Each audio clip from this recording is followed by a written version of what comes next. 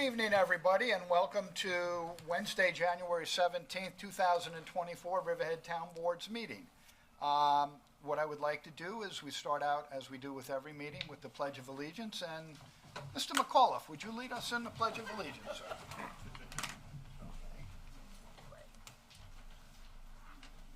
Pledge allegiance to the flag of the United States of America and to the republic for which it stands, one nation, under God, indivisible, with liberty and justice for all. Thank you, John. I'm honored to. Thank you. This is your month. And congratulations on your Person of the Year award from the News Review. Very good.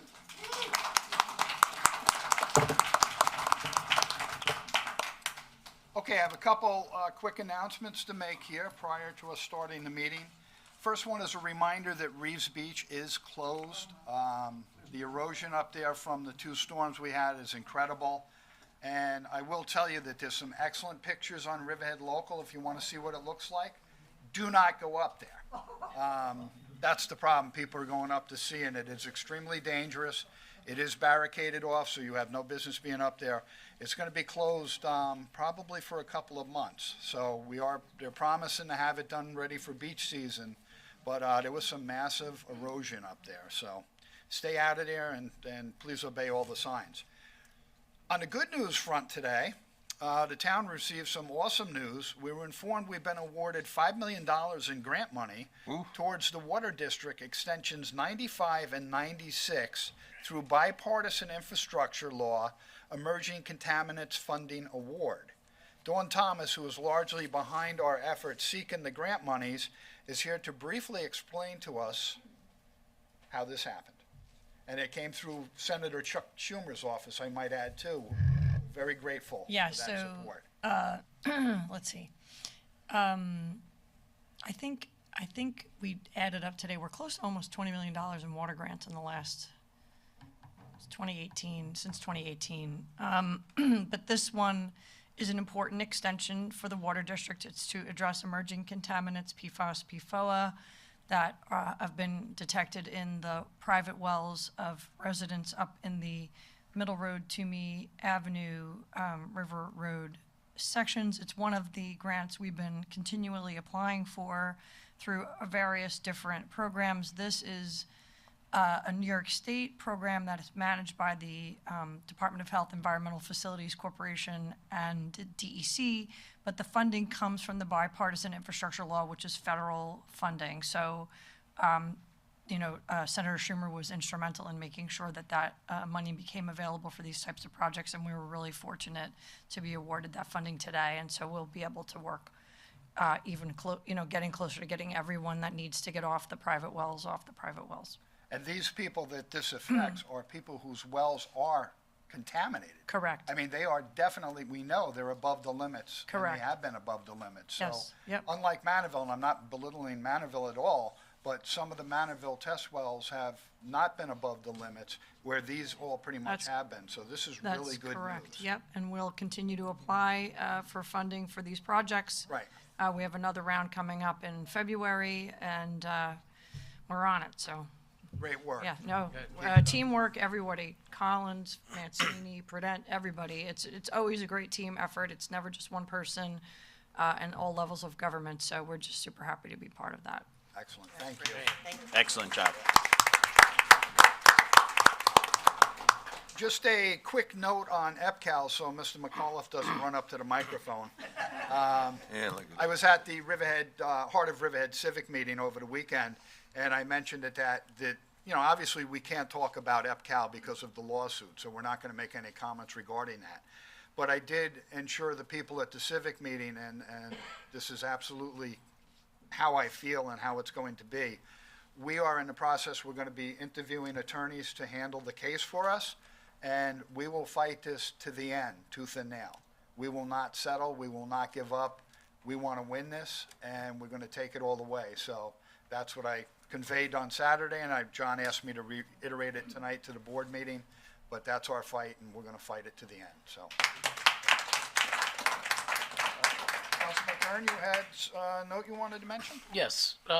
So I don't know if You people have been to East End Arts Gallery lately, but it's turned into a world-class gallery. They have artists showing there that are in museums across the country and across the world. With that, there's a show coming up called Well Read, January 26th through March 1st. I would really urge you to go there. It's really turned into a world-class gallery. So thank you. Okay, with that, we will get started with our regular meeting. And we have invocation, but I think Pastor Ivan Chagas is not here. Is Pastor here? Okay. Our substitute pastor will be Deacon Wooten tonight. Deacon Wooten will lead us in an invocation. Why, thank you. If we could just bow our heads, please. Lord, we call on you to quiet our minds and our spirits. We thank you for our community.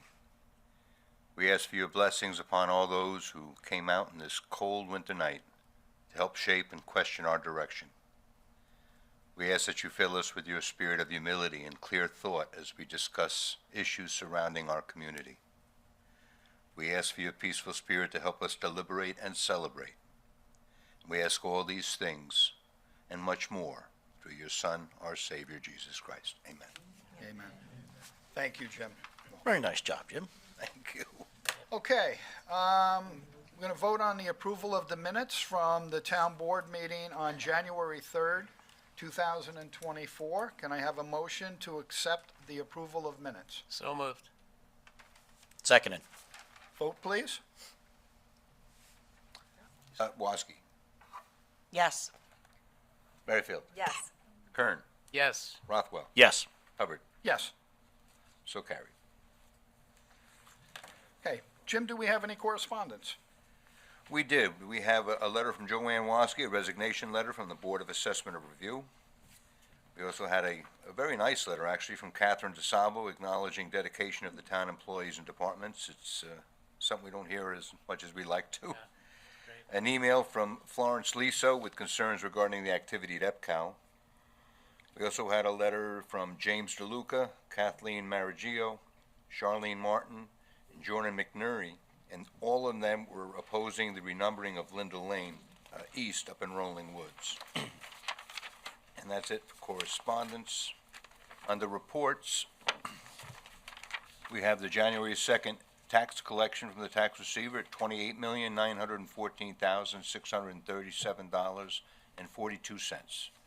We also have her collection date as of January 10th at $70,020,457.29. She also filed her December 2023 utility collection report. That's $688,255.51. And the town clerk's December monthly report for 2023 was $9,100.58. And that's it for reports. Okay. What we're going to do now is we're going to close the town board meeting, and we're going to open up the community development meeting. Can I have a motion to close the town board meeting? So moved. Seconded. Vote, please. Woski, Yes. Merrifield, Yes. Kern, Yes. Rothwell, Yes. Hubbard. Yes. Okay, the town board meeting is closed, and the CDA meeting is now open. Good evening. We have two resolutions on tap for this evening. Resolution number 1 and number 2, aptly named. This is our organizational meeting for the Community Development Agency, which is a separate municipal entity from the town board pursuant to New York State General Municipal Law. Its purpose is to provide economic development and urban renewal to areas in the town. The first resolution is appoint members and officers to the Community Development Agency. We need a motion and a second. So moved. Seconded.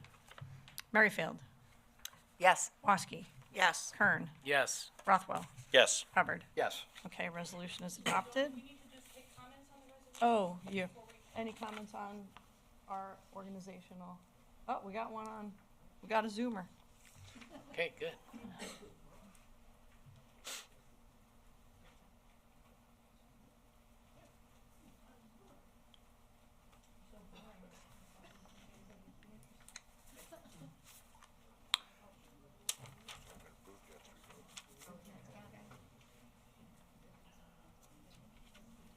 Kathy McGraw.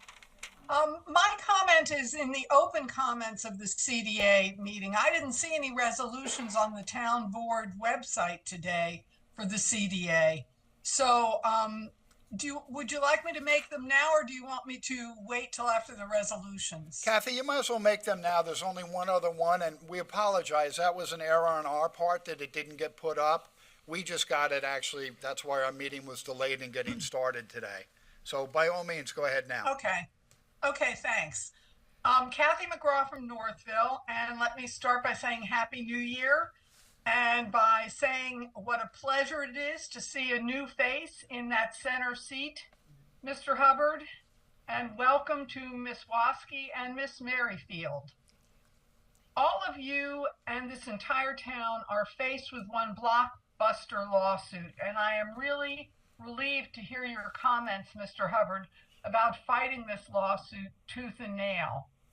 I do have a question, though. You are one of 5 members, and I don't know whether all the town board feels that way. So I just wanted to make a couple of comments. It's pretty clear that the Germaisians are not going to go away quietly. And I urge you, as Mr. Hubbard has suggested, has actually asserted, to fight this lawsuit tooth and nail with everything you've got. Their pleading, which I've read, underscores what so many have been saying for so long.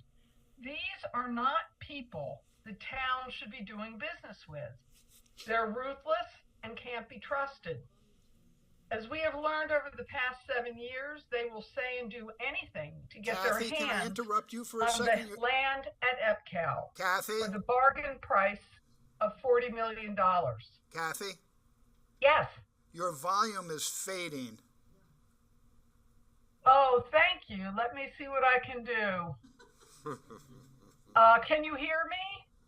It's better now, yes. You're about to come right through our screen, actually, I think. That I don't want to do to you all. Let me see. There you go. I'm not finding my video. Can you hear me? Yes, much better. Okay. Thank you. I just wanted to say that we've learned over the past 7 years, the Germaisians will do just about anything to get their hands on this property at EPCAL for the bargain price of $40 million. And just a couple of examples. Not all the board members have been on the board the whole time. They used Daniel Preston to get this deal. And once they got it, they kicked him to the curb.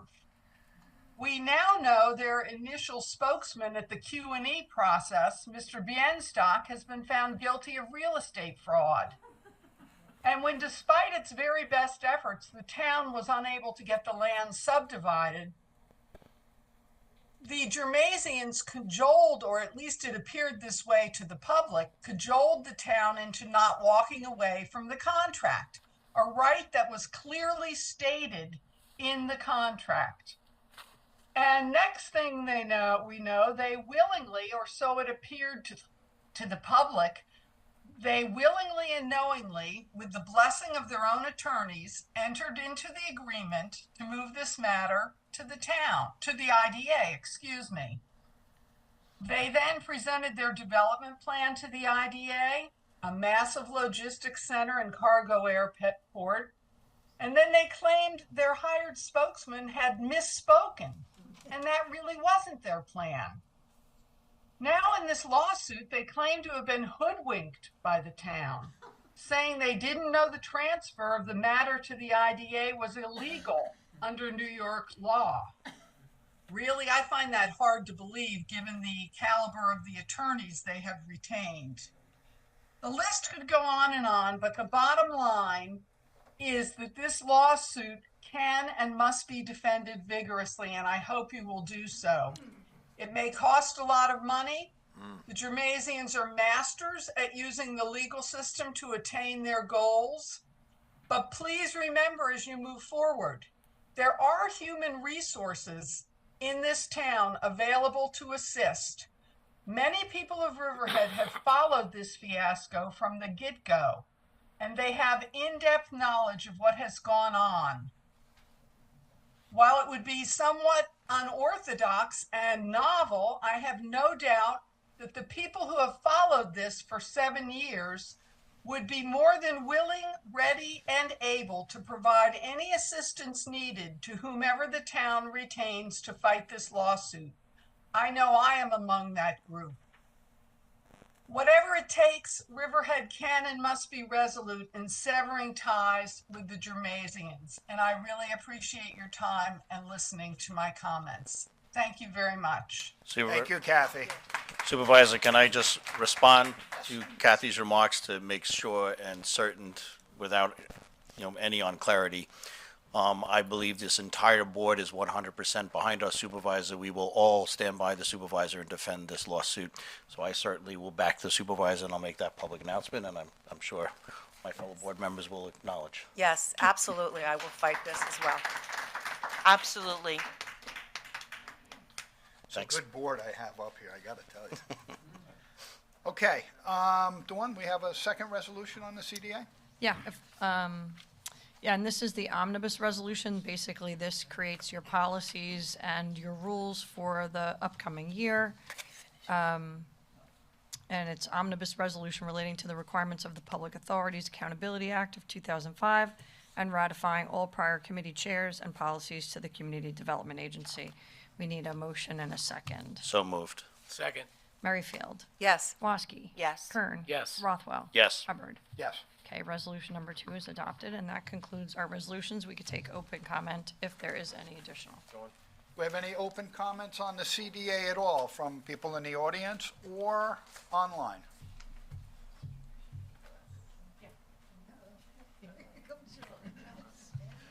John McAuliffe, Roanoke Landing.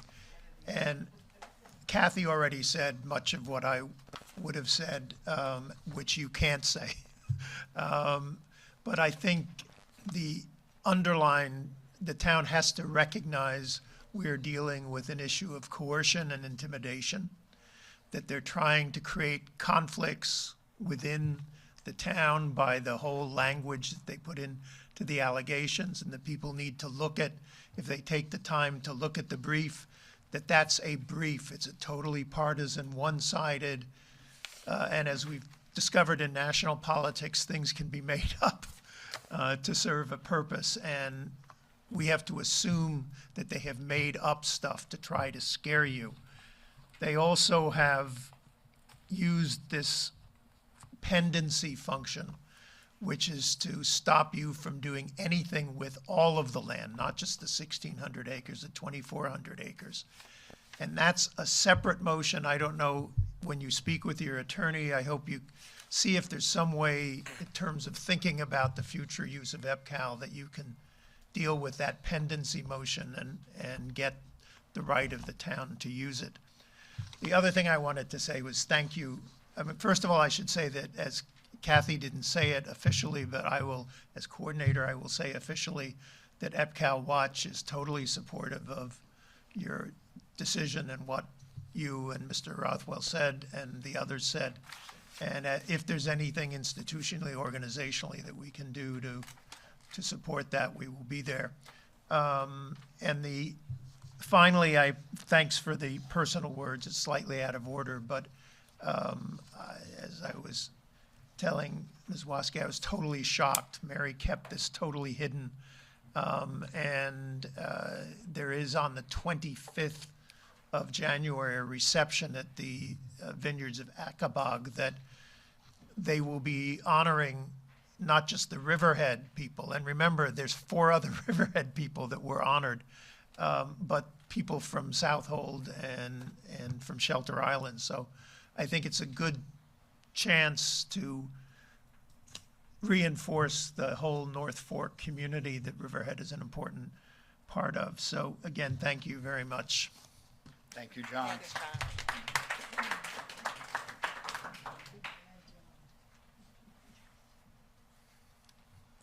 Phil Vorpedo, as co-founder of the Riverhead Neighborhood Preservation Coalition. I just very briefly want to say that the civic associations in this town are way behind you. We think that this is the right thing to do. How we got into this deal is another whole story. It took us a while to squeeze our way out of it, but we did it, and we did it correctly. I think we have a strong case on our side. And just keep in mind that the civic associations of the town of Riverhead are behind you on this. We'll fight with you. Thank you, Phil. Appreciate that.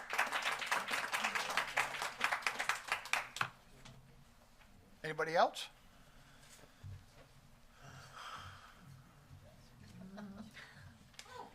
Good evening, Talkie Church and Greater Calverton Civic Association. My hands have thawed out, so I'm ready to hold on to papers and come up to you. It's a cold night out there. You rode here? Oh, yeah, always. Oh, my goodness. I'm so happy that on a cold night like tonight, you see the folks that you see here representing many people in town in different civics. We've been talking amongst ourselves. Folks at the microphone already have let you know what support you have. You have Calverton Civic Association's full support. Whatever need you have that you can look to us for, please do. You'll be seeing support letters. I think you already see one in there from on the agenda here, Florence Liso. And a thank you. It was brought to my attention, I didn't realize it, that one email that was sent in, on the online agenda, it was a actual photo of the email with a timestamp on it for total transparency on the correspondence that comes into the town board and the CDA, and hopefully to the other boards. I've asked for it for over 2 years. I'm so thankful. Thanks so much. You're welcome. Just a reminder to everybody, if you ever, and to the people watching, if you want to communicate via a letter to the town, you can either bring it here to the town clerk's office or mail it to the town clerk's office. They timestamp it, it becomes part of an official record, and it gets distributed to all of us up here once it's timestamped. So instead of sending an email or a text, if you want to make sure it's gotten by everybody, this is a recorded letter once you send it to the clerk's office. So We even print out emails that are sent and stamp them as well. yes, perfect. Okay. Where we leave off? Yeah. CDA meeting is, you're going to close? Yeah, we can take a motion to close the CDA meeting and reopen the town board meeting. So moved. Seconded. Merrifield, Yes. Woski, Yes. Kern, Yes. Rothwell, Yes. Hubbard. Yes. CDA meeting is closed, town board meeting now open. Okay, we're going to move on to our public hearings that we have scheduled tonight. You gotta reopen the town board. Dawn did, Okay, correct? Yeah, I thought we just. Dawn did when she said that. Oh, do it all in one motion. Close it and reopen. You.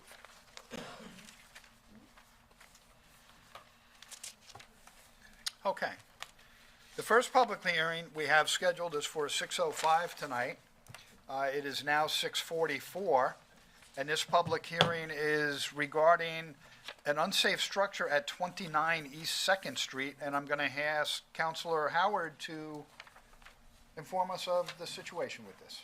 All right, so this was an unsafe structure that was noticed by code enforcement as an unsafe structure. You had previously adopted a resolution to publish and post notice of a public hearing to consider demolition of the structure as unsafe. Since that time, we've been in touch with, my office has been contacted by the owner, Ben Solov. He has hired design professionals, an architect and an engineer to help him come up with plans for restoration or renovation of the property. He has requested an adjournment of this public hearing in order to meet with the building department and make a determination as to whether he's going to submit for a building permit to restore the property or seek to demolish it. Currently, the structure has been secured by code enforcement, so my office's recommendation would be to grant the adjournment for approximately 1 month to February 21st, 2024, which is our next evening meeting. I will just say too that, Counselor, as well as code enforcement, thank you very much for the work in which you've done and put into this, because you've forced an action to take place, so we're making progress. Thank you. Thank you. Okay.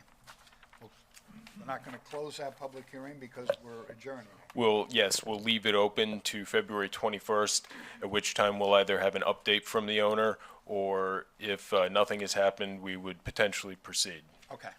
Thank you. All right, we have a second public hearing scheduled tonight, scheduled for 6:05. Again, it is now 6:46. Public hearing to amend waterways and water-related activities. And Councilor Howard, again, it's to you. All right, thank you, Supervisor.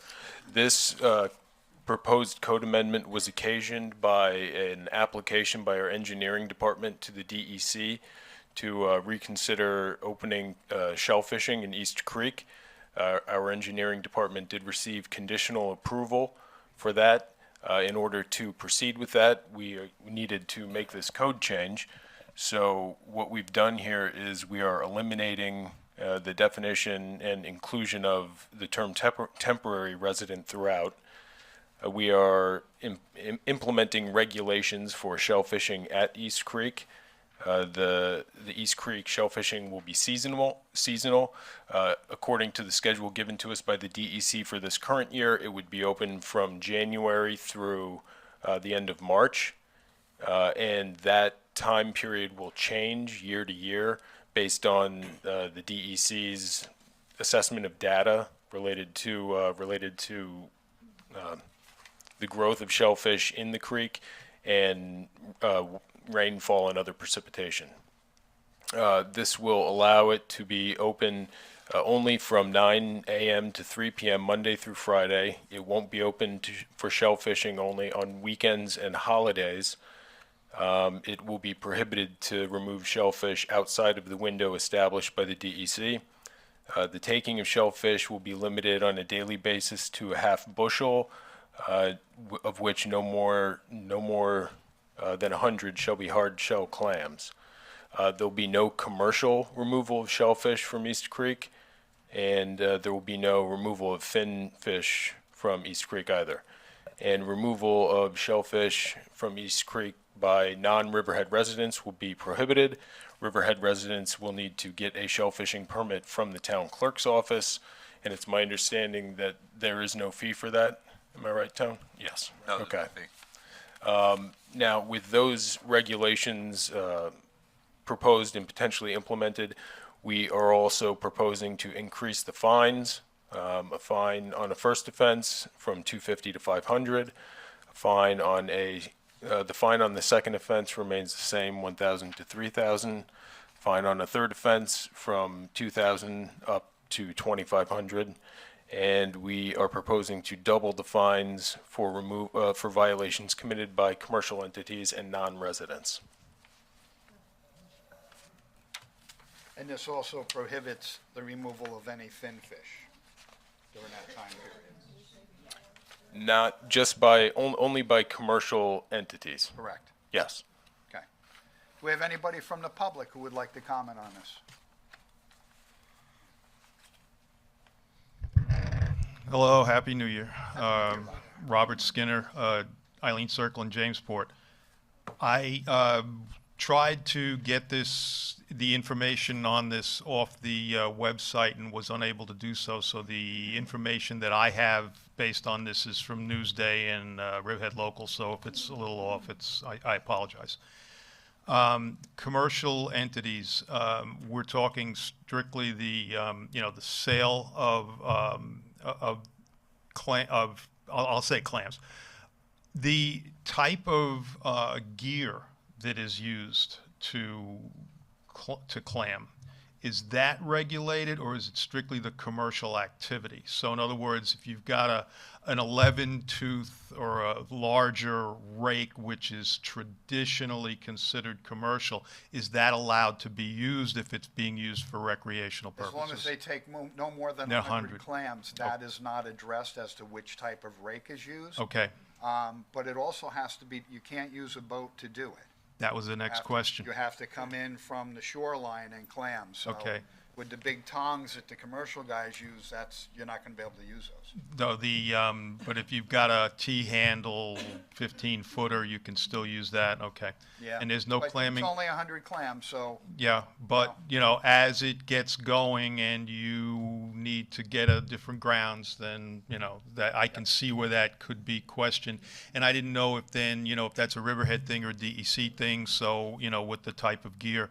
So there's no clamming from the boat, but a boat can be used to access spots, if you Sure, will, Take okay? it up to the shoreline, get out of the boat and do your clamming. Okay. The access points are designated as per what the parking areas are now. So in other words, the beach, you can park at the beach and walk around the point. You can park As at, long as you have your permit, because Yes. the permits start January 1st. So if Right. you have your beach parking permit, absolutely. and then from the, let's just nominally say from the ramp, okay?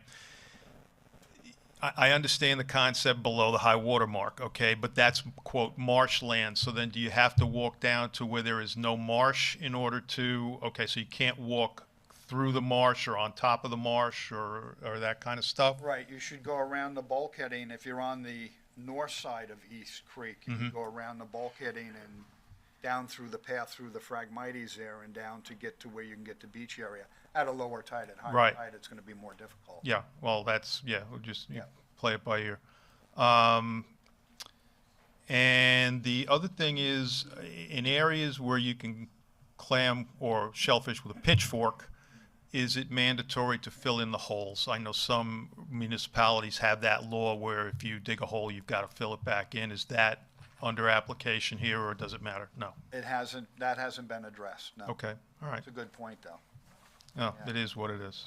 Okay, There's actually not many of those, because you would use those primarily for the soft shell clams, yeah, and there's not many down there anymore, from what I understand. I remember as a kid, we used to go down there and we had them all the time, but well, from what I understand, there's not many of those there anymore. well, there's a couple areas now, this is quote-unquote in East Creek. So in other words, if you're out on the bayside proper, where the beach is, now there's nobody there right now, but you can still clam there, and can you pitchfork clam because in that area? Okay, because that's a those are grounds that are more Right. conducive. Conducive to the soft shell. Yep, so, okay. And other than that, I think this is a great deal, and I'm We're very happy. thrilled It's that been a this long is- time coming. Yes, yes. Yeah. Terrific.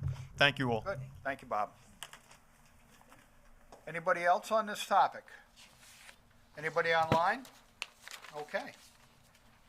All right, it is 6:53, and to make a motion, we'll close this public hearing for 10 days. Keep it open for written comment, or no? No, I think we want to vote on I it think, tonight. well, there's Oh, it's a. coming up in the packet. There's a resolution in the packet to adopt this code tonight, and typically we wouldn't do that, but for in this instance, the season is already open, started. and we need to implement the code in order for and there's another resolution for the agreement with the DEC to run this program in the packet. So in order to implement it and maximize the amount of time that residents can enjoy this shellfishing activity, we would need to go forward tonight. Okay, But of course, that's subject to the board's discretion. okay.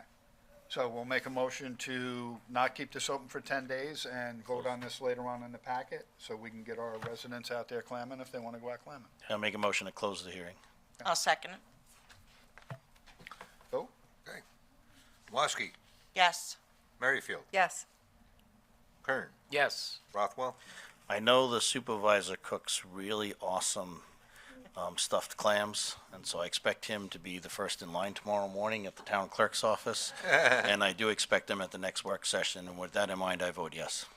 Be out there with my ice-breaking fork, trying to get through the sandbar.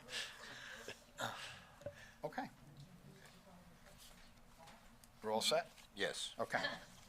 All right, our next public hearing is scheduled for 6:10. It is now 6:55. This will be a public hearing on solid waste, and again, Counselor Howard. All right, thank you, Mr. Supervisor. This is a amendment that was suggested by Councilman Kern. It initially related to bulk items. While we were reviewing Chapter 273, we took the opportunity to clarify some other areas of ambiguity. We are expanding the definition of hazardous waste. Everything underlined: flammable liquids, flammable solids, corrosive liquids, radioactive materials, oxidizing materials, potentially explosive chemicals, highly toxic materials, and poisonous gases as defined elsewhere in the code, and incorporating hazardous materials listed in the federal regulations. This was just to remove as much ambiguity as possible from what is considered hazardous waste for the purposes of this chapter. to Councilman Kern's original objective here, we had some complaints from our waste collector about bulk items that are left on the side of the road. So we are implementing regulations where appliances or furniture have to be 6 feet or less when they're placed for pickup, and they need to be off the roadway so as to remove any hazard to residents or travelers on the road. Carpets need to be rolled, bundled, and tied, and each roll is considered to be one bulk item. And mattresses, including sleeper sofa mattresses, need to be disposed of in an appropriately sized plastic bag. This addresses waterlogging that was happening with these items, which make them difficult to pick up. We also took the opportunity to to amend the penalties. There's a provision in here for penalties for waste collectors. It's essentially when a waste collector doesn't pick up whatever they're picking up appropriately, and it just increases the fine from $500 to $1,000, and the upper limit of that fine from $1,000 to $1,500. Then we restructured what was defined as a deposit on public or private property, and we simply renamed it dumping and or prohibiting that. And we identified 3 different areas where the dumping could occur, either on public and private property in a Pine Barrens designated area or in a wetlands designated area, and we tiered the fines based on those areas. So the fines are going to be higher if you're dumping in a wetland as opposed to public property or Pine Barrens designated property. And those fines were also increased. The fines are there in the code. If anyone has any questions about it, I can address those. But that is in sum and substance the proposed code change. Okay. Councilman Kern, do you have anything you want to add? I thank you for your work on this. Yeah, so, I mean, we have people, like, there's a difference between littering and dumping. If you drop a piece of paper, that's littering, but we have found that, especially in some of the beaches in Wading River, people are actually depositing like a full white garbage bag. That's dumping. So this addresses that and other things, but that's how we got here. If previously that penalty was limited to a $250 fine, this increases that substantially. Yeah. Excellent. Do we have anybody from the public who would like to comment on this? Do we have anybody online? No. Okay. All right. I'd like to keep this open until January 26th, 2024 for written comment.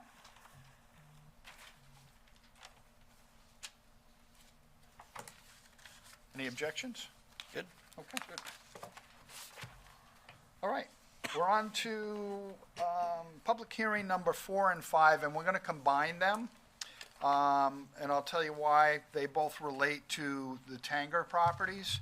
And number 4 is a public hearing, Manufacturers Outlet Center Overlay Zone, and the public hearing for general provisions of that same zone. And this was scheduled for 6:15. It is now 7 o'clock. And I'm going to ask Councilor Prudente to present to us. Good evening, everyone. Good evening. So just doing the 2 in reverse order, the one that reads general provisions would amend the definition, 3013, from manufacturer's outlet center to read manufacturer's outlet and retail sales center, interior design showroom and trade center, and specialty grocery and food stores and market center. It's essentially just a definitional provision.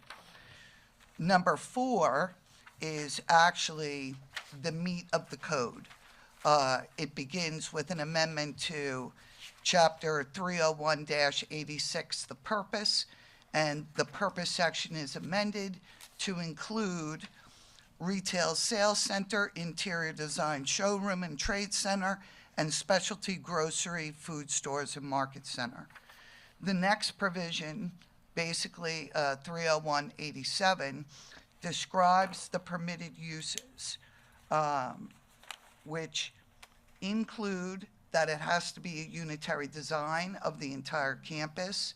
All pad sites, currently there are 3, shall be compatible with and complement the design of the outlet center, retail sales, interior showroom, trade center, and grocery. Then it describes specifically those 3 separate and distinct uses: the manufacturer's outlet and retail, the interior design and decor showroom and trade center, and the specialty grocery, food, and market center. It includes and highlights some additional or expanded accessory uses, which include indoor and outdoor recreation. The outdoor recreation is very limited. It's walking, exercise trail, playground, small amusement ride, carousels, splash pads. The indoor recreation can include an arcade, virtual reality games, billiards, foosball, ping pong, yoga, and other fitness activities. There's a limitation as to the indoor square footage, which shall be limited to 10,000 square feet per 100,000 square feet of approved site plan. In addition, within that section, in the food court, it describes and limits square footage. In the food court, it actually permits one food court to be replaced by a restaurant, but the restaurant will not have signage along Route 58. It's going to be storefront and campus kiosk, no drive-through, limited entertainment for patrons only. Next, a indoor theater was always permitted in this section, but we highlighted it to address the new type of indoor theaters that are across the country, where you can have dining, comfortable seating, even alcoholic beverages. And we added, the last thing we really added was limitations as to uses. We prohibited medical and professional offices, except those related to the interior design, which will be very limited in scope as defined herein. We prohibited hotel lodging, any overnight accommodations, standalone personal care services such as a beauty parlor or nail salon, adult uses, and stores or lounges for tobacco, tobacco substances, cannabis, electronic cigarettes, or other products related to that. And, I'll just report to the board that Councilman Kern, Dawn, I, together with planning staff, Greg, Matt, and Heather, worked on this together for well over a year, actually, over 2 years. It was first proposed and brought to our attention by the owners, agents of Tanger, pleading with us that outlet centers across the United States, for which they either own or participate in, have amended their zoning. And because of the needed flexibility, the town board is well aware that Tanger 1 and Tanger 2 are our highest tax-paying entities. There was a lot of give and take. We did not grant them probably 50% of what they wanted, but we tried to be mindful of the existing comp plan comments of residents throughout the years, cognizant of the desire to redevelop downtown and not compete with downtown. And that's how we drafted this code. This is just a national trend of how outlets are going because retail has taken a big hit with online shopping. So this is That's providing more amenities to give the shopper an experience when they go, other than just, That's correct. I can order it online, why would I go there? Now there's going to be other amenities for them to enjoy and use, so. There is a great demand for the interior design and showroom and trade center. Great demand. Bob, do you have anything you want to add to this? No, I'm really glad. I mean, I'm sorry it took so long but this is necessary. I mean, retail, I think everybody in this room knows what's happening with retail, and we have to help Tanger. And after speaking to their corporate offices a little over 2 years ago and asking them how other towns across the country, I believe they have 26 locations, were, treating them, and they said they were being very helpful and accommodating to make sure that they survived, given the changing atmosphere of retail. I do have, if it's okay, somebody did send me a comment. They couldn't get on the Zoom, and if you give me a second, I'll read it. Is it okay to comment now? Oh, absolutely. Okay, so this is from Connie Lissandro, President of the Riverhead Chamber of Commerce. And it says, with a vision, there is progress, and this is exactly what Tanger is doing. The Riverhead Chamber of Commerce fully supports the amended zoning, and then it says, we as a town, and it gets cut off, so I'm sorry, but they're in full support. So I just have one question regarding it, is, what about like local East End wines being sold up there? Can any of our vineyards or anything open Yeah. up a facility? Because I just don't know, like, There what the used to be one limitations there, are. Ken. Yeah. Actually, there was, one of the local wineries had a wine store there, so yeah, that's I just don't know if been it allowable. specifically addresses it when it's, It does specifically address in these, specialty grocery, food stores and market center. It is actually worded to foster our local agriculture and provide a venue to showcase and market everything grown local. okay. So that would Everything include, grown so, local. so our local vineyards can open up a shop there for distribution. Absolutely. Thank you. Do we have anybody from the public that would like to comment on this? One. Come on up.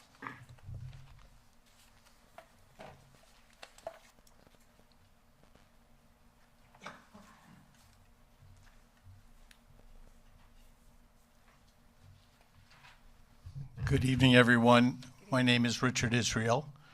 I am a local developer, very involved with Route 58 and very supportive of our downtown whatever we're trying to do again. And I just want to give you an overlay of our zoning of our town, which was done many years ago. We're redoing it with the comprehensive plan. But I just ask you to be cautious. Tanger is a great thing for our town. It came with a lot of controversy. It had a lot of restrictions on it, had a particular overlay district because of its special use. They're good citizens, they're good neighbors. They're good taxpayers because of their square footage. Understand, they don't pay double the tax that I pay on Route 58 or any other commercial entity. It's just based on the vastness. It is a tremendous shopping center. I've been a developer here and growing our town over the years. We can't have a department store in our town because they can't compete with Tanger. Every time we try to bring a department store here, we used to have Sweezy's, they basically say, we can't be there. You have Tanger. Everything that we would sell is sold at a discount. And they have the attraction.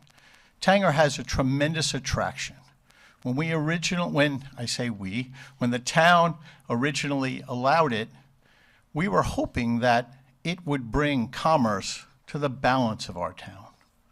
I think history has shown us that it hasn't done that.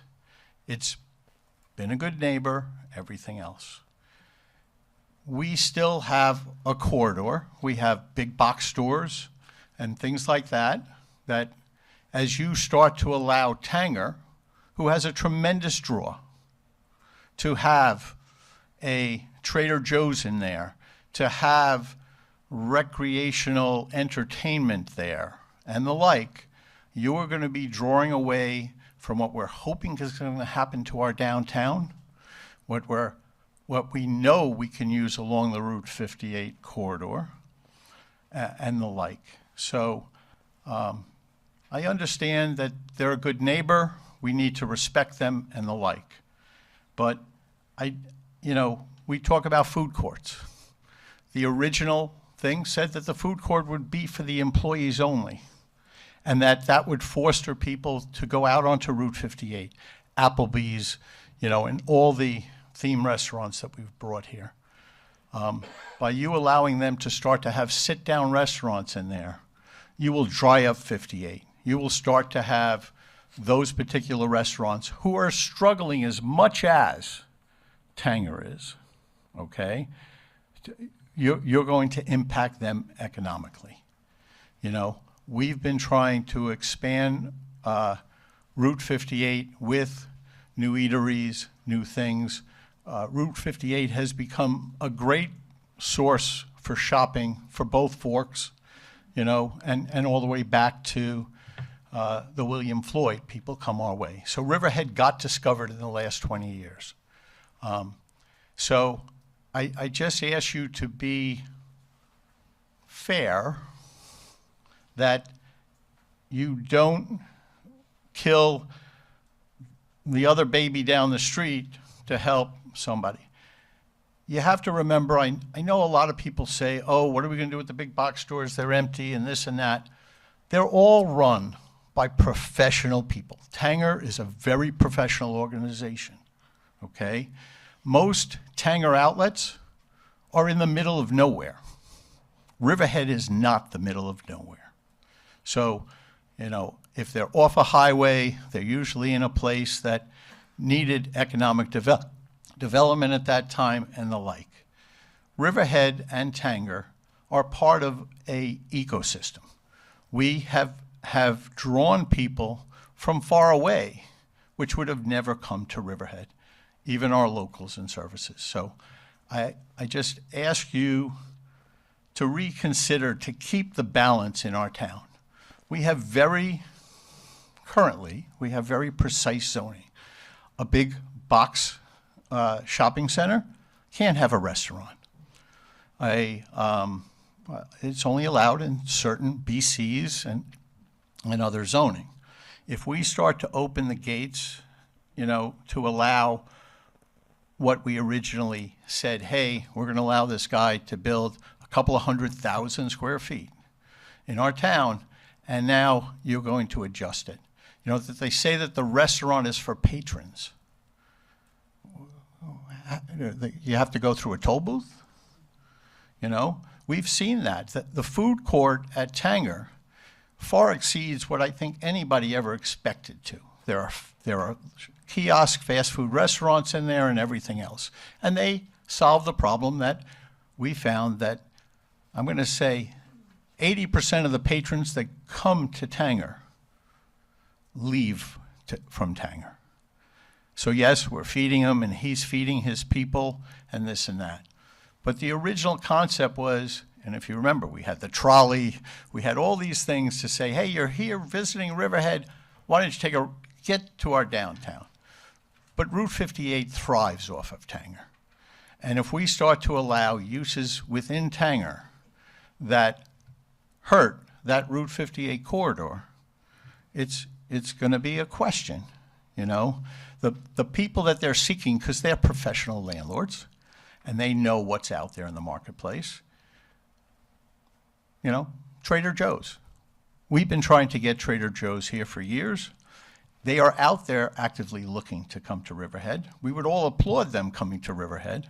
But if you start to put them in Tanger, then you're taking away the competitive edge of anybody else who pays taxes along Route 58, who that's where they would have to decide to go.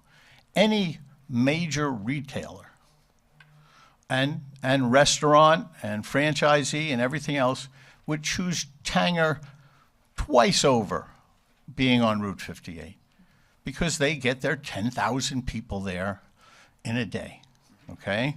So just be careful. I know we want to be a good neighbor.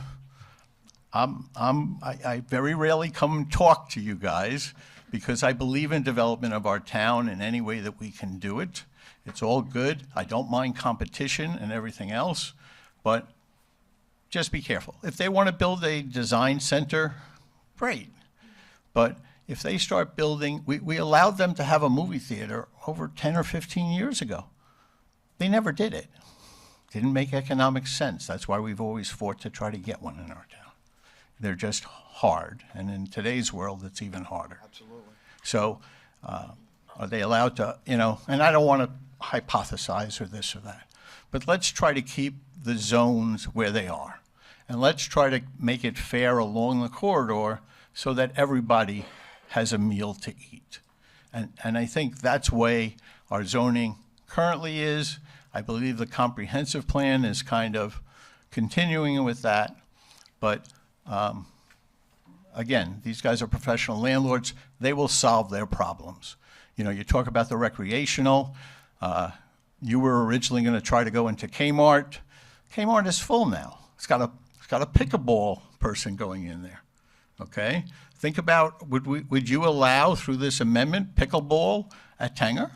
That, hey, my wife's going shopping, I'm going to go play pickleball. Well, let him get in his car and go down the street. Okay? So, So, Rich, one of the things I want to say, you're right, they had two large food courts, which could service a lot of people. And if you look at this code, we're limiting it to 25 seats in a restaurant for that reason. And to your point, we weren't looking to compete with other parts of. how many Riverhead. seats does their food court have, Bob? One of them is completely shut down. And And if maybe there the was a other one need shut for their down. patrons, wouldn't they open it up? They have a right to open it up. I don't. Why do you But need I a understand sit-down the restaurant with waitress service? They're not going to. No, it does have more. So then it's just a regular food court. Let them open it up and put it there. They're allowed. You've allowed that. Yeah, but we don't want. But this is a trade-off. We don't want it more than 25 seats. Anne Marie, I'm going to let Do you think that 25 seats restricts it to a particular size? Of course.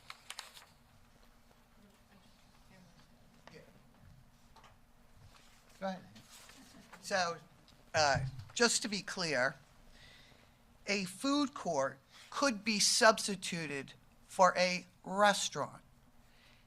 The code, I think you misread it, is not limited to patrons. It's the entertainment that is limited to the patrons of the restaurant. The restaurant would be a restaurant. Could potential non-shoppers at Tanger come in and eat at that restaurant? Absolutely. Absolutely. But I also have to tell the town code. This is the 2003 comprehensive plan. These provisions are not inconsistent with this document. Dawn and I spent a considerable amount of time going through this document. This document is 20 years old. So 20 years ago, did they, quote, contemplate, even recommend that Tanger have modifications to its zoning to continue it as enormous potential for retail growth, not only in conjunction with tourism, but also in the form of destination retail centers like Tanger? I'm not going to or everybody in the room, because at the work session, when we outlined this, I recited the various provisions of this document, 20 years old, that had a vision for Tanger and what Tanger could be. So, but on the restaurant, I Excuse me. hope that clarifies. Excuse me, counsel, I have a question. I just want to clarify too with the code that's proposed under section I with the food courts. The way Yes. I understood it to read, it allows only one food court in this area, and that can be substituted for only one restaurant. Is that accurate? Am I Correct. misreading that? So it's not like there would be several food courts in this area. It's only one, or only one single restaurant. That's correct. Okay, I just wanted to. You have to give up the food court in order to They have the couldn't have restaurant. both. Right. That's correct. Does that, I know that we have Tanger 1, Tanger 2, both have food courts, one is not operating right now. Would that be individually, like Tanger 1? That is correct. So there can be a food court can stay in Tanger 2, but in Tanger 1, a restaurant would be able to be there. If they chose to give up that food court. Yes, absolutely. Are we addressing this at all in the new comprehensive plan? Just in terms of making a zone change like this before the change of, with our new comprehensive plan coming out, how does this affect other surrounding shopping centers, restaurants, and so forth? Well, for the 2 years in the discussions and making of this, and presently today, this is our comp plan. This is consistent with it. In working with our consultants, and Dawn can get up and address it, nothing of the new comp plan would in any way minimize or contradict this proposed zoning. Okay. Nothing. But if Dawn wants to highlight, nothing at all. Okay. Anne Marie's correct, and I would just say a couple of things, and I think Rich alluded to it. When Tanger's initial zoning was adopted, it was very restrictive, and one of the things you'll notice in there is that 70-30 split between outlet goods and retail goods, and I think at that time, the town board and the community were fearful that Tanger would overwhelm the town. But what I think this proposal does is really help to shift, and it may even assist other businesses on Route 58 because it's creating more of an experiential shopping situation, as you had mentioned. And the objective is to really shift what they're having great success with is the large furniture stores. They want to consolidate those and then consolidate the outlets into one section. So, and then put in where the furniture is, move the food options to that side. So, you know, there's always competition on Route 58, obviously, but based on the existing status of Tanger, the vacancies that are there now, and the potential to really create an experiential furniture, sort of like what they have in North Carolina, where you go with a designer and those people would be in there too.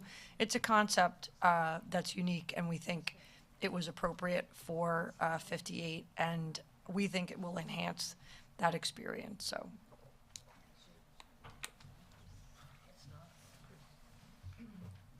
So I'm just a little confused, but it was said that that restaurant can't have more than 25 seats?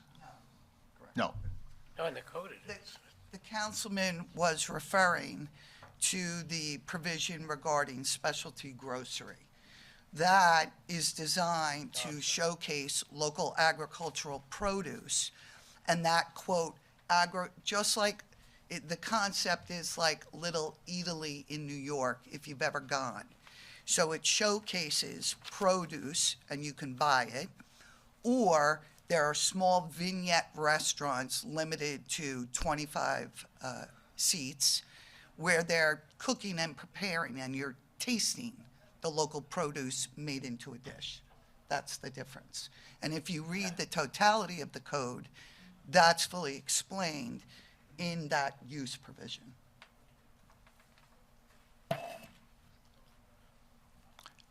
Eat Italy is a great concept. Oh, it is. It has 5 restaurants within a specialty grocery store so that you can shop, you can eat, you can dine, and everything else. So what I just heard was we're now going to allow as many restaurants as we want in there, and you're going to be stealing from both downtown, that we've been trying to get a significant restaurant down into, and Route 58 of the people who normally finish shopping at Tanger and say, hey, let's grab a bite at Applebee's, let's go to Panera, let's go, a quarter of a mile down the street to feed our family versus eating in a food court, which we had lunch in, that, doesn't really, has basic food, not a sit-down venue. If you put a sit-down venue within Tanger, you've destroyed your town, okay? I don't mind, and again, if you want to talk about furniture stores, we've had 2 or 3 major furniture stores wanting to come to our area. They're looking for space and everything else. Tanger has plenty of space, so if they want to take the entire buildings to the east and turn it into a Huffman Coos or a Raymore Flanagan, it's a simple task for them to do that, okay? But again, you're then going to be stealing from across the street where Costco is, or, if Christmas Tree Shop goes out, or we just lost Odd Lots and everything else, that's who's supposed to go into those spaces. So it's up to you. You're the people with the wisdom. And I'll support you in any way. Thank you, Mr. Israel. Cindy Clifford, Riverhead. First of all, Tim, I want to thank you for coming to the civic meeting on Saturday. You were a big hit. I can't tell you how many emails I got going, that was so great. And I want everybody to know that Joanne will be joining us next month. And also, you're going to be at the Calverton one in February. Yeah, so you guys February are 15th. doing the tour. I wasn't going to comment. I was going to comment. I wasn't sure. And when Mr. Israel got up, I thought he's sort of saying what I'm feeling. Back in May of '94, when Tanger was first looking at Riverhead, the Main Street merchants were like 100%. They said, Tanger's going to draw additional customers. They're going to save us. We're going to benefit. We're going to boost the downtown district. And that did not happen. As a matter of fact, Tanger instead became another nail in the coffin for Main Street as it once was. And I'm concerned that with Tanger becoming bigger and better and more, that it might really start to hurt some of our Route 58 merchants. Their outlet model isn't working as successfully as it once was. I understand that. But Tanger is looking to Riverhead to give it the nod to expand beyond its original plan, to permit retail, theaters, indoor, outdoor entertainment, grocery stores, restaurants, who knows what else, and maybe even just that.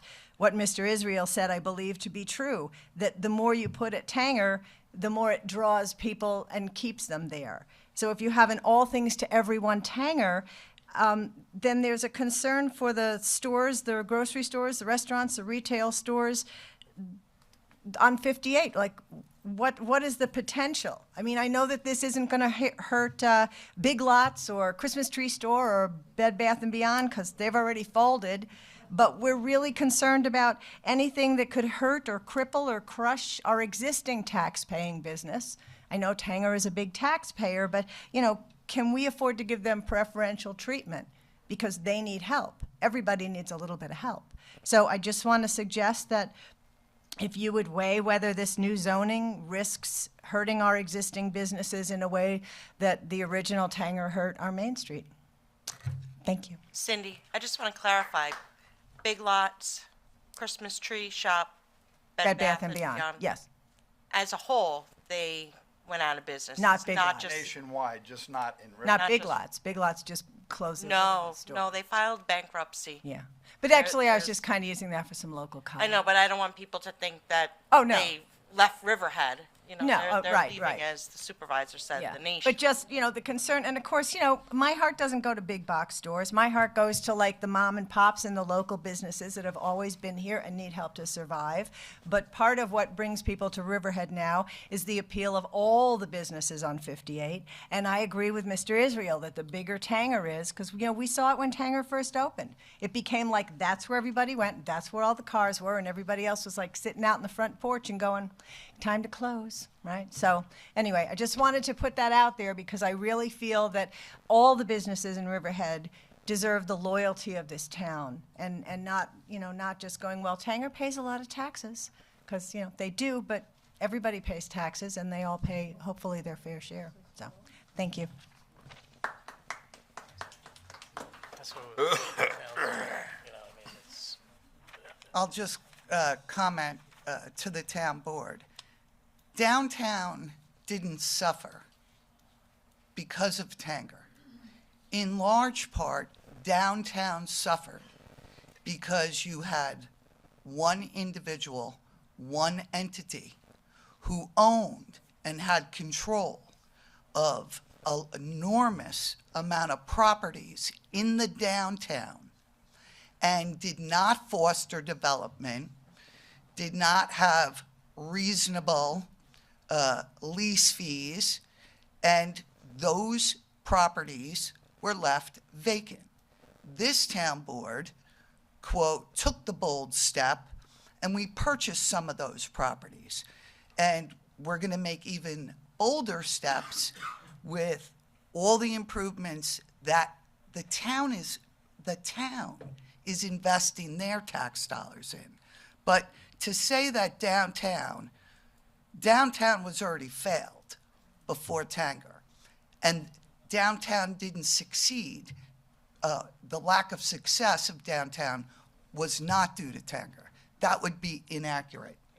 I would just also point out, if you look at an aerial photograph of Route 58 from 1994 to 2024, I think you'll see pretty clearly that it wasn't Tanger. Tanger did nothing except for possibly really expand Route 58 as a shopping destination. So, since 1994, and if you remember at that time, I'm sure you will, that many people were opposed to putting Tanger there. And so I think they would come here with torches and pitchforks if we wanted to ever close Tanger down. But, competition is real. And these, as Mr. Israel mentioned, all these companies are well managed, and they certainly can come to the town and ask for things that they think would be beneficial to them. But I don't think Tanger was or will be the death knell to anything on Route 58 or downtown. I think downtown's a completely different economy. We're looking at a completely different model for downtown, and we think that those two things, include Route 58 and downtown, can complement one another. So. And I'll just add that the whole purpose for the town square is to do exactly what Mr. Israel is talking about. And I agree with him that, a large percentage of people that go to Tanger turn around and go the other way. The same thing happens with Costco. The whole purpose of developing the town square and really bringing, so we can get thousands of people down there, is to support the businesses down there, because it hasn't been done in the past. And to Anne Marie's point, that's why we purchased the buildings, so we could gain some control and make something happen, bring life back to downtown. Tanger didn't close Sears, Tanger didn't close Kid Stuff, Tanger didn't close McCabe's, Tanger didn't close Woolworths. These were the sign of times, and Main Street didn't change with the sign of times. Sometimes you have to move with how the society's going and how retail's going and everything else, and sometimes businesses are going to falter if they don't make the move to change. So Tanger brought a lot of good things, some bad things, but mostly good. And I think this is designed to help them, not to hurt anybody else in town, but to make sure that they're able to be successful. Their success trickles over to Route 58 and the other businesses, especially downtown. Once the town square is completed, it's going to be a destination for people to go if they come out this way. So I think if you look a couple of years down the road, you're going to see Main Street is going to be a hopping spot. And if you've got real estate down there, hang on to it, because it's going to be worth a good bit of money as soon as this is completed. So there's a lot of factors that go into it. I will say on the record, I do support this endeavor to help Tanger out. They are one of the largest taxpayers in the town. It's important to keep them here, and it's an important draw for the town of Riverhead to have people come in and use other businesses within the town. So, do we have anybody else that would like to comment? Come on up.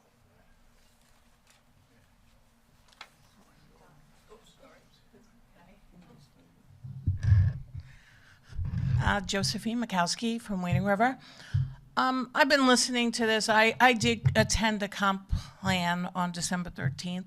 I sat here and I went through each thing that's being planned for our town, and I'm very excited about it. I think what I'm hearing here is we have to have balance, and we have to have balance in our town. So, and there's fear too.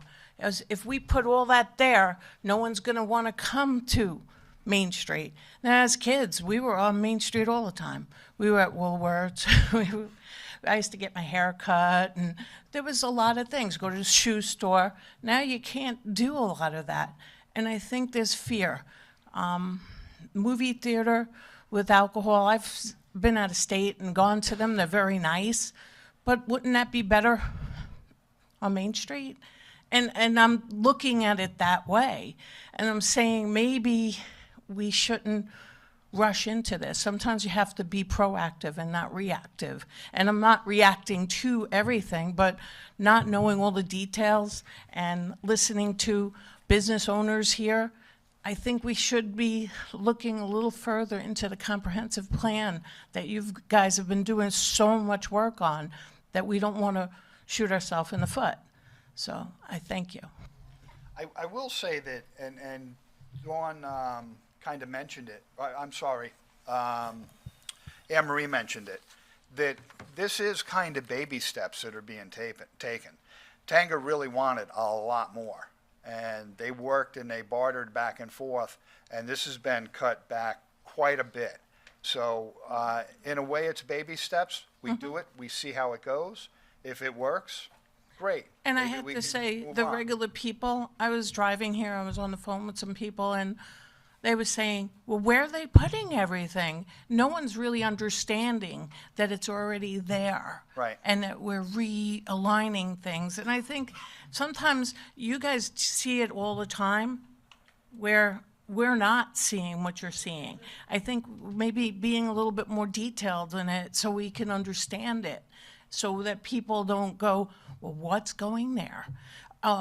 IHOP, and I'm going to use IHOP because I go there every once in a while, and that place is empty, you know, and it's a great place to take kids, and I don't know why people don't go there, you know. I had to wait every time I go there. I Oh, gotta find yeah, out well, when I've you're gone going. there, and there was There's- hardly I have anyone to in sit there. those silly little seats and wait and wait and wait. But, I guess you're going when, I'm not going.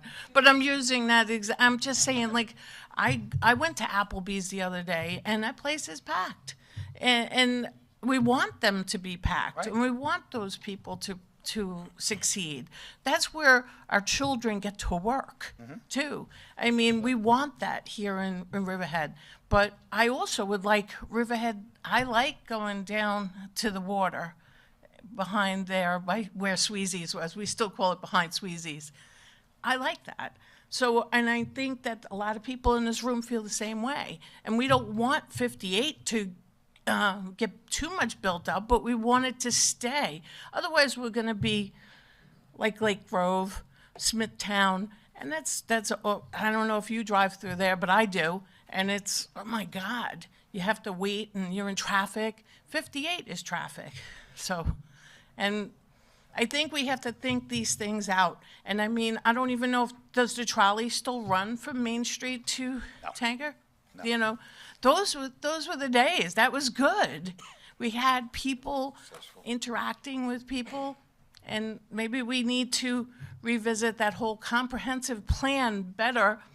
And not to say that we shouldn't do things at Tanger and allow them to do it. I don't know. But I think that's what you have in this room. You have fear. Thank you. You're welcome. Do we have anybody else?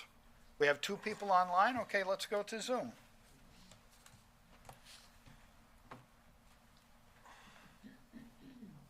See what you started, Mr. Israel?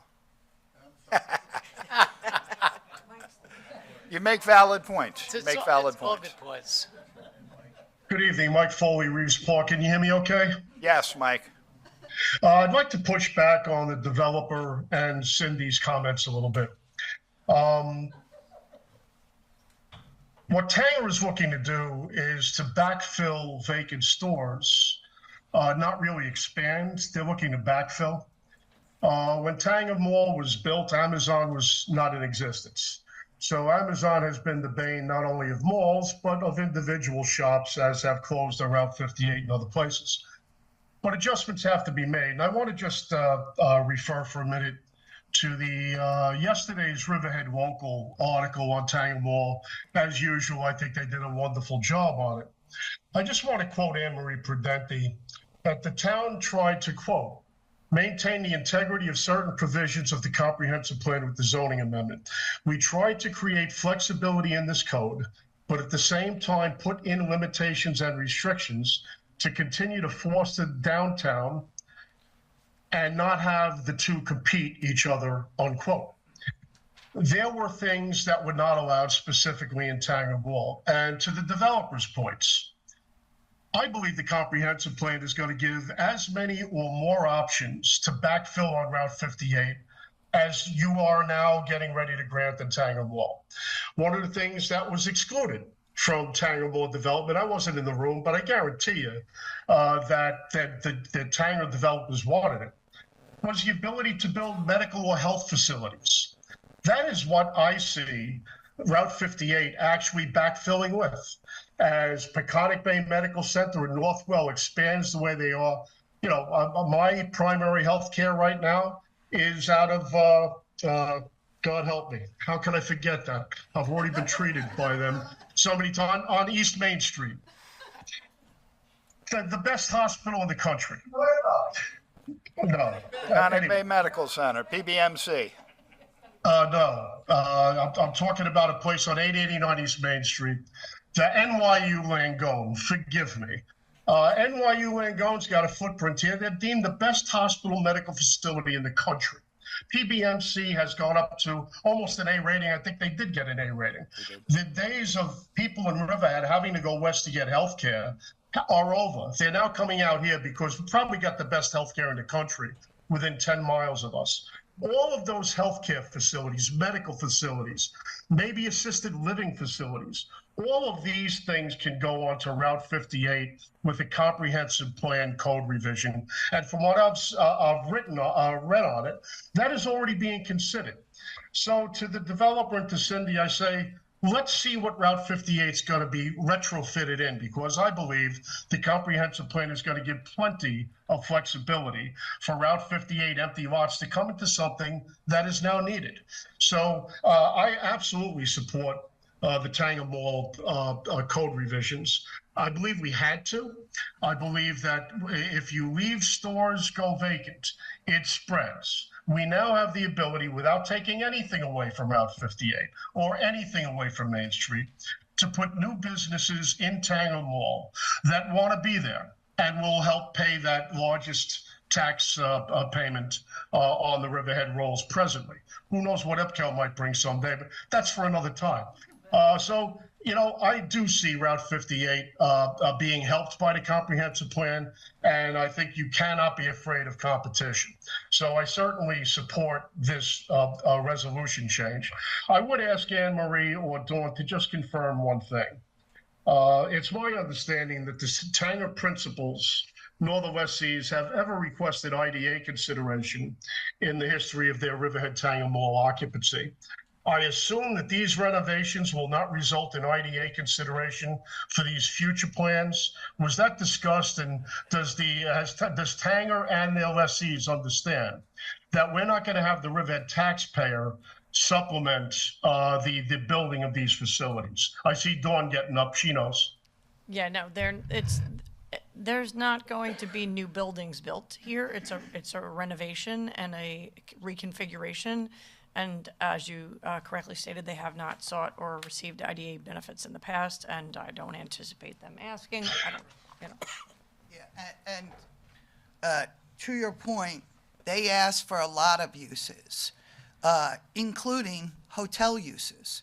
And that was an absolute hard no, based upon the Bible that we have to follow. That was a hard no. And we didn't want to. We have proposals even now for downtown, for hotels, and we have hotels on Route 58. And we did not want that one-on-one competition. Anne Marie, and Dawn, I believe over the last 2 years have done a tremendously diligent job trying to split the baby, if you will, to have Tanger fill at the same time that Route 58 will be considered in the comprehensive plan to expand on Route 58 and backfill the buildings that have since gone vacant. I obviously have concerns about restaurant seating, but I think the restrictions pretty much handle it. That good restaurants will stay open, bad restaurants will not, and so we move on. I certainly support the resolution, and thank you very much. Thank you, Mike. We have nobody else on? Anybody else on a comment? Okay, with that, we will close the public hearing. It is 7:47, and we will keep it open for written comment until till January 26, 2024.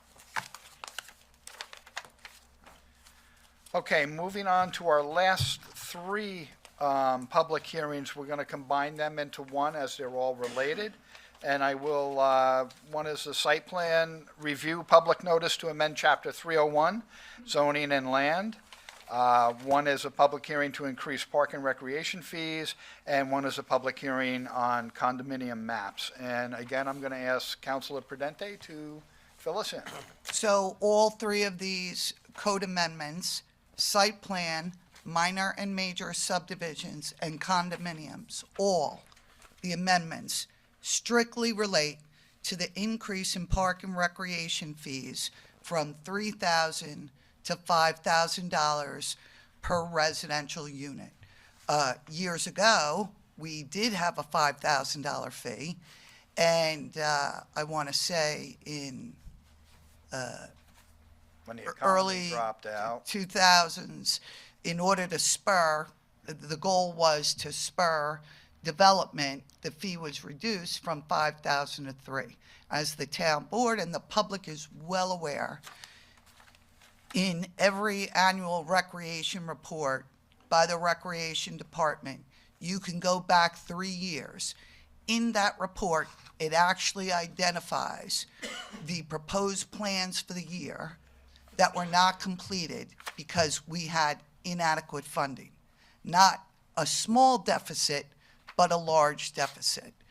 The planned improvements that we have for the town and that we want to deliver to all our parks cost money. And the park and rec fee money is strictly for capital improvement projects, not for maintenance, not for staff.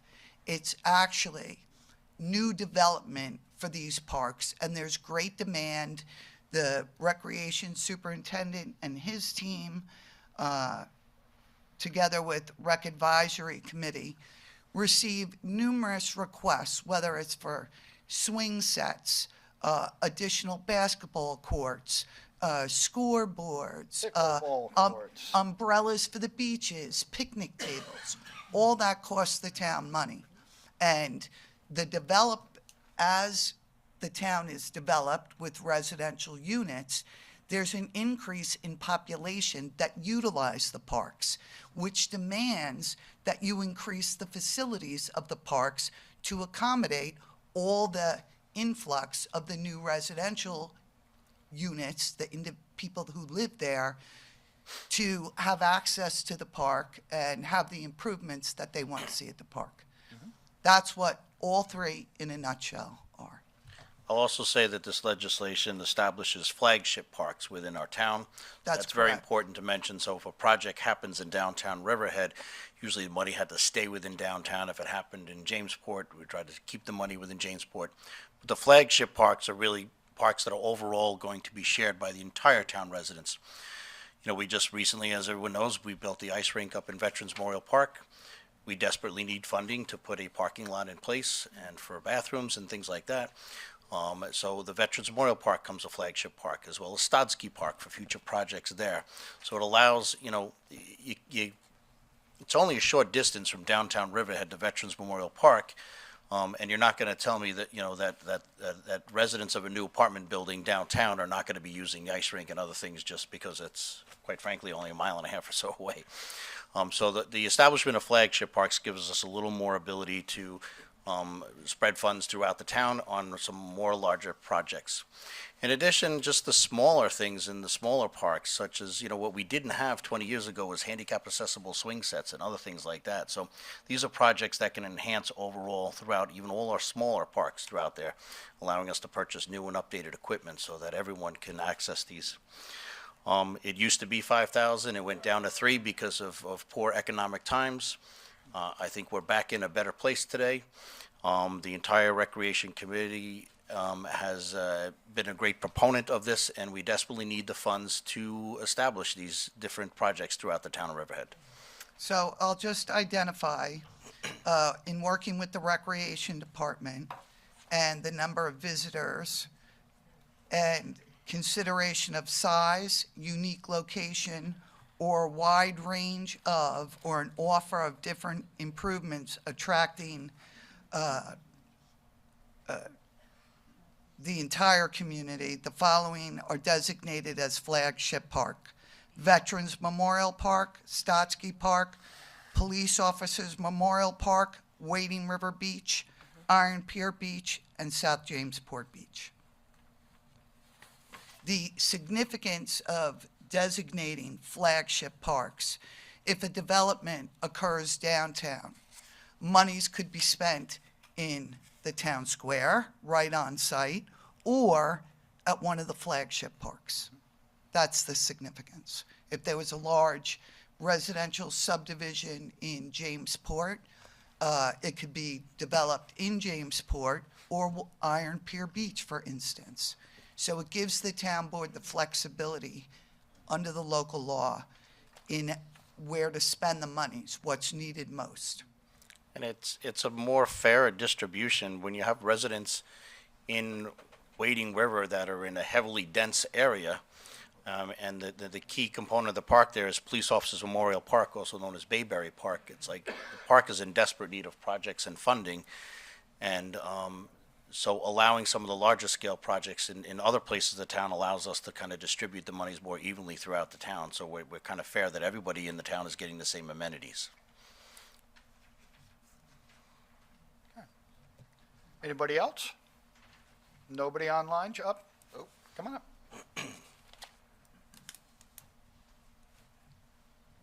Robert Skinner, Jamesport. Does this, I keep hearing developments, small developments, does this also go for individual spec lots too? And I don't believe so. I think it has to be subdivisions, right, where there's multiple. I think that's unfortunate. I think it should also apply to spec lots. If you've got, and where I live, I'm about as far away from salt water as you can get. Had a lot around the corner, the last one in the neighborhood, it went spec. Guy put a house on it, went for $1 million plus, okay?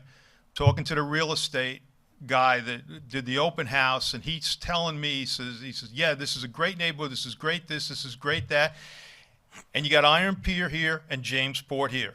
Okay, and you tell me on $1 million house you can't find room for another $2 million on another $2,000 on a $1 million house, okay? And there's plenty of spec lots still available. There's plenty of individual houses.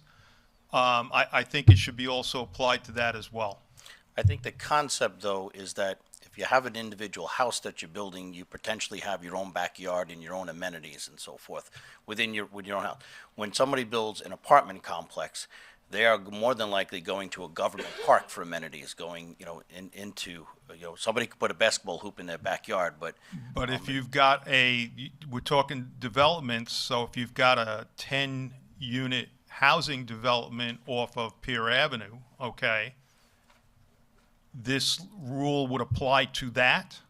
Yes. Yes. But not to 10 individual single houses who are also going to use the beaches and also going to take the beaches as leverage and, to attract the more, you're leveraging that for more money, okay? So then I think that it should also be included in that, and it only makes sense that that happens rather than having, specific, has to be so many per. But I think we're also basing it off of New York State law, so maybe if Emery, if you want to just All right, clarify as well, because there's a little.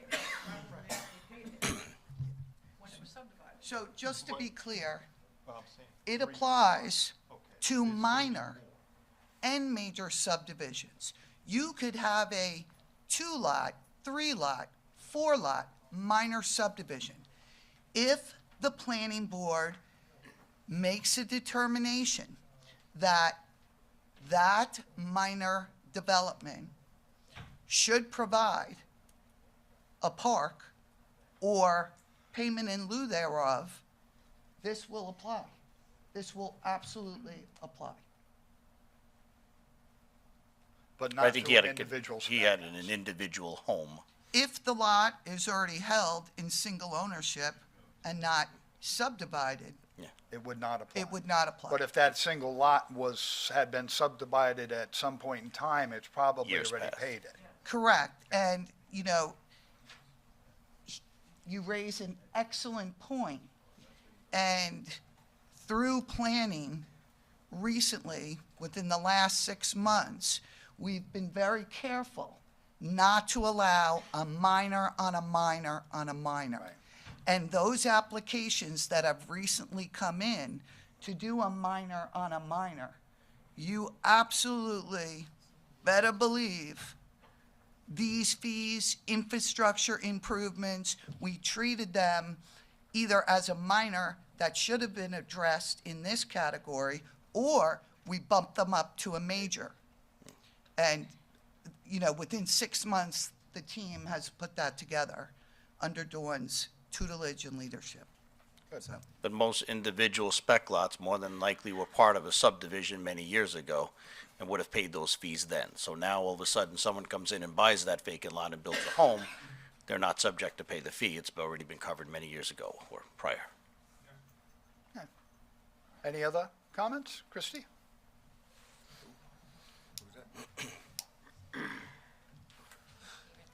Hi, everyone. Christy Verity, Executive Director of the Riverhead Business Improvement District. I'm speaking tonight on behalf of the Management Association, and we have a letter that we were going to submit in regard to this line item on the agenda this evening. So in regard to this is not in regard to the increase of fees. This is in regard to the fees in general. As far as development and new parcels, most of the dense development is happening downtown right now. And, it's wonderful to hear everyone talk about downtown over and over, the progression that we've made. Most of the activation and programming that happens downtown, as well as the oversight and some maintenance in the parks and recreation areas in conjunction with the Buildings and Grounds Department, is handled by the Business Improvement District. So our suggestion is that when the fees are collected from new development in the downtown district, that there is a portion of that is allocated to the Business Improvement District or through recreation to downtown parcels, recreation assets. So, it's disappointing. I'm not well abreast with the flagship park background, but it's disappointing to read the proposal here and notice that Grangewell Park, the riverfront, the new town square, community garden and playground, and many of the downtown recreation features that we have are not listed. So the Business Improvement District Management Association is wondering where those funds are being allocated and where the support is for the downtown district as far as recreation facilities. The Park and Rec Committee makes recommendations to the town board, and they have a priority list of major projects within all of our parks. So they make recommendations, so the money can be divided up. It doesn't have to be spent in any one particular place. But you're never going to convince me that people that are living in an apartment in downtown Riverhead are not going to go and use the 9 Mile Trail, or not going to go and play paintball, or go up and play tennis courts, Absolutely. pickleball, take their pets to the dog park, or go ice skating. You're absolutely right. So when you and use I those hope that they amenities, use you all need of funding for Riverhead those attractions and recreational facilities. However, they will also be using the downtown facilities and recreational areas that are within much closer walking distance of their apartment. And that's why the monies can be divided up adequately to cover different projects throughout the town. It's a better level playing field for everyone to utilize the parks. So that's what we're asking for. We're asking for some allocation of any development that happens downtown, that some of those recreational fees are allocated to the downtown district, whether it be to the bid or through the recreation department, that there is a line item in their budget that is exclusive to the downtown district. Most of like I said, the programming and activation downtown is handled by the bid. We have made many efforts and outreach to the recreation department to partner with us, collaborate, support in any regard, and they go unanswered. I have not received an email response from the recreation department in 4 years to everything that I sent to them. And we host a lot of events and things downtown, and that's disappointing. They're not the only group, but we're talking about them This tonight. funding has to be for major projects. It Right. can't be for, So like, speaking of major capital projects, we have worked with the Community Development Agency, and we do have some big projects coming up. In fact, we were just granted through Suffolk County DRI, the Downtown Revitalization Initiative, $80,000 for improvements to the playground by Griffin Avenue and Main Street. We're going to put new substrate. We're going to put sensory pieces in there and make it more ADA compliant. With that $80,000, we have a 30% match. So the bid is a 501c4 nonprofit. We are under the 2% New York State property tax cap, so our budget does not grow as fast as Downtown Riverhead is growing. So allocating funds to things like grant matches and playground projects and the riverfront, and we have a lot of improvements to do downtown that are capital improvements, and I'm not talking about just maintenance or operations. The money can't be used for maintenance, but I encourage you to come to the Park and Recs Committee, and then where you can express the interest or the desire of those and express to them the capital projects that you are promoting in downtown Riverhead, and I'm sure they would take that all into consideration when they're allocating this money. I would love to. You could suggest They that meet they every month. contact It's a me great and let committee. me know when their meetings are. I would love to attend. So last night you missed it. Reach out to Marge Acevedo and George Gabrielson, are co-chairs of the committee. I'll give you their contacts and make sure and that you're aware of the next meeting. Okay. Those committee meetings are not listed on the town calendar, by the way, or I would have caught that. They are. I don't think so. Yeah, they're on the town website. I do Recreation believe, Advisory yeah, Committee? Advisory committees. Okay. It's whatever it is, whatever Tuesday of the month, every month. I'll tell you. I'm going to give you the next date just so you don't miss it. Third Tuesday Next of the meeting month? is February 27th. That's a Tuesday evening. It's here in this room. Okay. And you're welcome to come and talk about the projects you like. I'd love to. Thank you, Councilman. 6 o'clock? 6 o'clock. Yeah. 6 o'clock. 5:30. Sorry, 5:30. Don't miss Thanks, the beginning. Christie. Anybody else?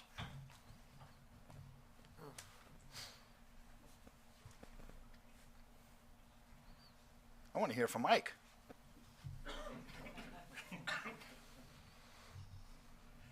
I always do the dirty work. So, not against the raising of the fee. You know, as you can know, I pay a lot of fees in our town, and if it goes to enhance our town, it's great, okay? The one question that I have, and I want you to consider is, I've been a proponent of affordable housing for 40 years. And under state law, if we build more than 10 units, I believe it's 10 units, we are required to put 10% of that into an affordable unit. I think it might even be more than 5 or 6. So those units are sold based on certain criteria of the state and things, and have to stay affordable, and I think in most cases forever now. And I would hate to see that particular lot be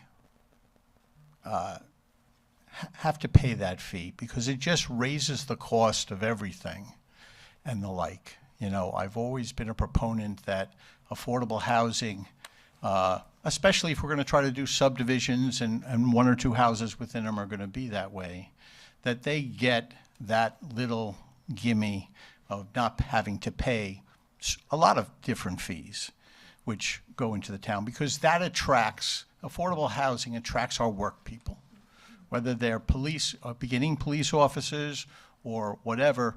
It's the lifeblood of our town. And I will tell you, in Southold, there is no workforce housing anymore. On the south side, there is no more workforce housing. Now, all the workers work over there, but they live in Riverhead. Well, I hate to tell you, they don't live in Riverhead anymore Well, they do. because it's getting worse and they're heading further west and west and west. But I think it's very important that our town try to keep or maintain some of that workforce housing. And I think we've done a very good job of it. But, you know, it'd be a shame that if we try to create this stuff and then I come to you as a developer and say, well, you know, by the way, I had to pay $17,000 worth of fees to create this lot, and I have to pass it along, you know. It just helps almost the impossible equation that we have to try to figure out to bring affordable housing to your house. So The only flip side to that, Rich, is that the people in the affordable housing unit are still going to use the parks. absolutely. You know, so. Absolutely. I'm not sure that the law allows it to be They're separate. going to I'm use gonna the ask fire them. department, they're going to use the police. Right, They're going to right. use everything. But again, remember that the affordable housing allows us a bonus. So that extra lot that we're creating in that subdivision is a bonus to the density. And therefore, you've gotten, and I'll just pick on a 20-acre lot that would allow us 20 lots, you know, maybe 18, it would have to add 2 more. So the density is there. The amount of all the equations that all the ticket take, you know, the bean counters are, it's there. These are 2 additional lots that are being created because of state requirements and things like that. Yes, it's to help the people that are not buying $1 million houses, okay? So food for thought. It could be maybe as a special ask, you know, at that time to be waived or whatever. It can be to the discretion maybe of the planning board, but give some consideration of not putting a hard line on that. That's all I have to say. Thank you, Rich. So there is no provision of law or statutory provision to exempt that. And when you talk about the affordable housing component that he was discussing, the developer is getting additional density. They're building more units and selling those units, whether or not they're affordable housing or not. It's additional yield for the developer to develop on. So it doesn't really support a rationale not to charge a park and rec fee when you're getting the additional density. You're building additional units because of the affordable housing component. But again, there's no provision which provides to exclude and make exclusions for certain projects or certain portion of projects under the law. You either make a finding that it's necessitated under law, and if the planning board, or in the case of a town board, urban renewal area, makes such a finding, it's applied equally to each and every residential unit. Do we have anybody else? Nobody online? Okay. Then I would like to mark this public hearing open for written comments until January 26, 24. It is now 8:10 p.m. And believe it or not, folks, I don't have any more public hearings for you tonight. Ooh. We will now open it. We had 8 public hearings. That's a busy night. But I said that I would try to put the majority of the public hearings on the night meetings, because that's when the majority of the public can come, especially if it's a hot topic. They will always be on a night meeting, because not everybody can make a day meeting. So that's one of the reasons, not that we had terribly hot topics tonight, but you'll see more public hearings in the evening meetings than you will during the day. All right, we're going to move on to open it up to comments on any resolution. Comments on any resolution. I do have one online. Okay, let me take the one online right now. Online, Zoom.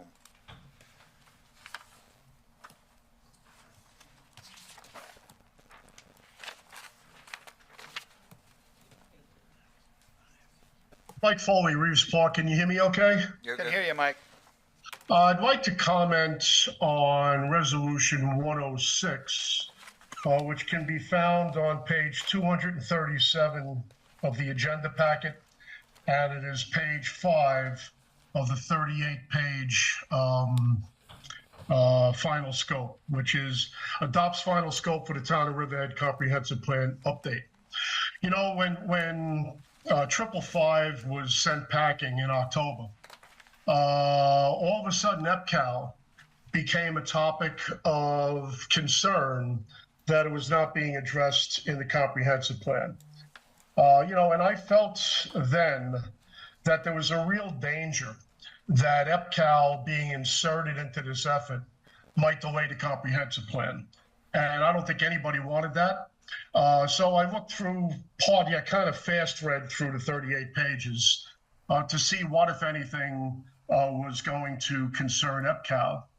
And on page 5 of that scoping document, I'm going to read what the industrial area segment of it is.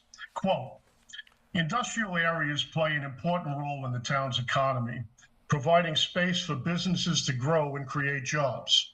The majority of industrial land is located in areas in and around the Enterprise Park at Calverton, EPCAL. The vision for these areas is to support a sustainable and vibrant economic hub that supports the needs of local businesses while preserving the town's natural resources and community character. It is critically important to balance the economic benefits of new industrial development with the potential impacts on traffic and the surrounding community. To address these concerns, the town must carefully consider the location and scale of new industrial developments, proactively address the necessary infrastructure improvements, and develop elevated planning and site design standards to ensure any new projects are compatible with the surrounding community and natural environment, unquote. I was really concerned that this was going to delay things. I got to compliment BFJ on the verbiage here. I think it is very, very much what we all want as the town. We want the economic development, we want hopefully legacy revenue, and we want to protect what's left in that environmental space. So, I want to compliment BFJ on putting that in there. Now, I haven't read all 38 pages. I'm sure there's going to be things on it that I disagree with, but as we know, this is a document, the comprehensive plan is a document to give us a direction to go in. It is not something that needs to be acted on, but something that we want to act on and can improvise and change as things develop. So for that paragraph alone, I support this resolution and look forward to reading the rest of it. Thanks. Thank you, Mike. Do we have anybody else on any resolution? John? Okay, we have one more in line. We'll get to that after Mr. McAuliffe. John McAuliffe, Roanoke Landing. I agree with what Mike just said. I focused on that same paragraph, and I think it leaves space for what the supervisor wants to create in terms of a deep dive into how to use that land. And it doesn't prevent it, it doesn't create it, but it does leave the space to do it. I wanted to focus on something that's, I fault myself for not catching this earlier in the discussions, but the height question of warehouses concerns me a lot. There is a provision that it should be able to go from 25 to 40 feet. 40 feet is clearly the direction of the modern kind of Amazon and other warehouse. And I think we need a real decision that we want that kind of stuff in Riverhead or in Calverton or any other part of Riverhead. And I'm a little concerned also that TDRs become a kind of cost of doing business, that you can go from 25 to 40 feet as long as you do a TDR, or in another area that you can have more apartments downtown as long as you do a TDR for them. I think these are policy questions. I think we should hold, frankly, to the 500 limit on apartments downtown for its own sake, and shouldn't make the offset of the TDRs. And also, I mean, I would like to have a real discussion, and maybe it's taken place in the comprehensive plan meetings in one meeting that I wasn't in, but I think the moving from the 25 to 40 foot height level is something that's disturbing. So, anyway, this is not a final language, but it's something that came up in reading the scoping. And I'm not opposed to the scoping statement at all. I just think we need to focus back on that. Okay, thank you, John. We have one on Zoom?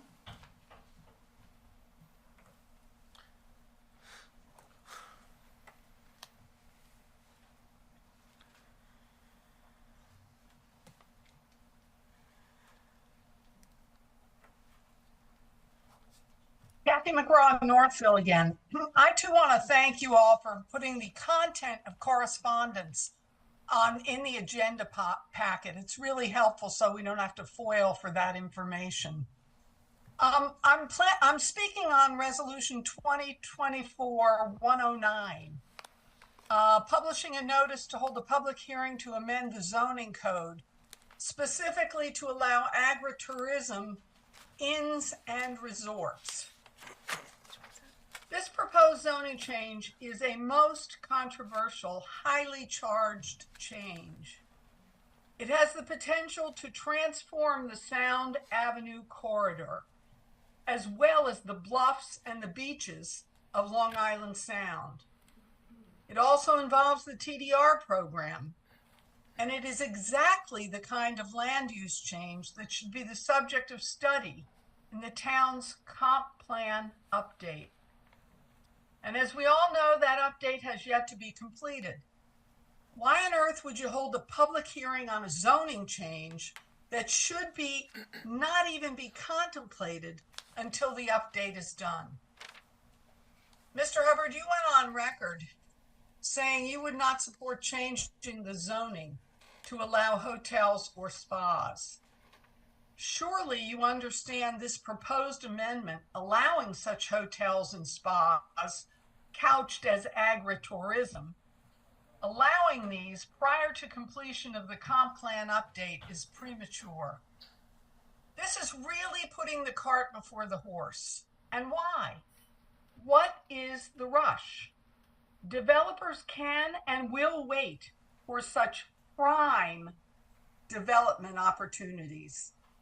Why pay BFJ thousands of dollars to complete the update if you are willing to jump the gun and consider such substantive zoning changes before BFJ has finished their work?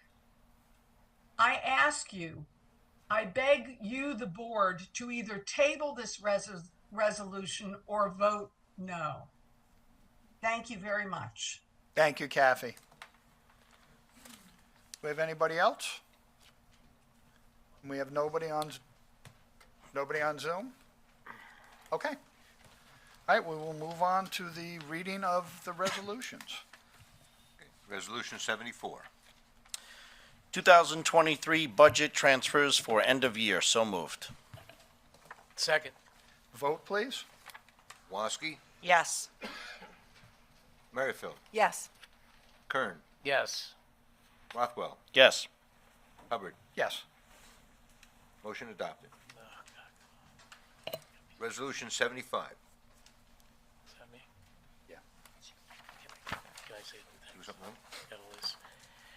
Water District Capital Project number 82401, 901-923 Berman Boulevard. So moved. Second. Vote, please. Woski, Yes. Merrifield, Yes. Kern, Yes. Rothwell, Yes. Hubbard. Yes. Resolution adopted. Resolution number 76. Authorizes free beach stickers to veterans and volunteer fire and ambulance departments. So moved. Seconded. Vote, please. Woski, Yes. Merrifield, Yes. Kern, Yes. Rothwell, Yes, thank you to the volunteers. Hubbard. Yes. Resolution is adopted. Resolution number 77. Sets the fees for usage of recreation and other town facilities. So moved. Seconded. Vote, please. Woski, Yes. Merrifield, Yes. Kern, Yes. Rothwell, Yes. Hubbard. Yes.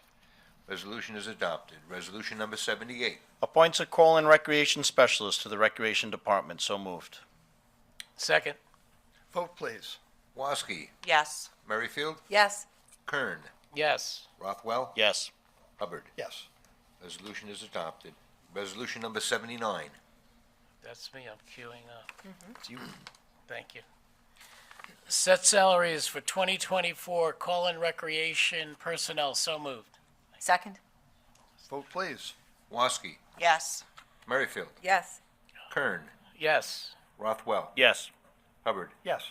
Resolution is adopted. Resolution number 80. Set salaries for various recreation employees for the year 2024. So moved. Second. Vote, please. Woski, Yes. Merrifield, Yes. Kern, Yes. Rothwell, Yes. Hubbard. Yes. Resolution is adopted. Resolution number 81. Approves a salary increase for a paralegal. So moved. Seconded. Vote, please. Woski, Yes. Merrifield, Yes. Kern, Yes. Rothwell, Yes. Hubbard. Yes. Resolution is adopted. Resolution number 82.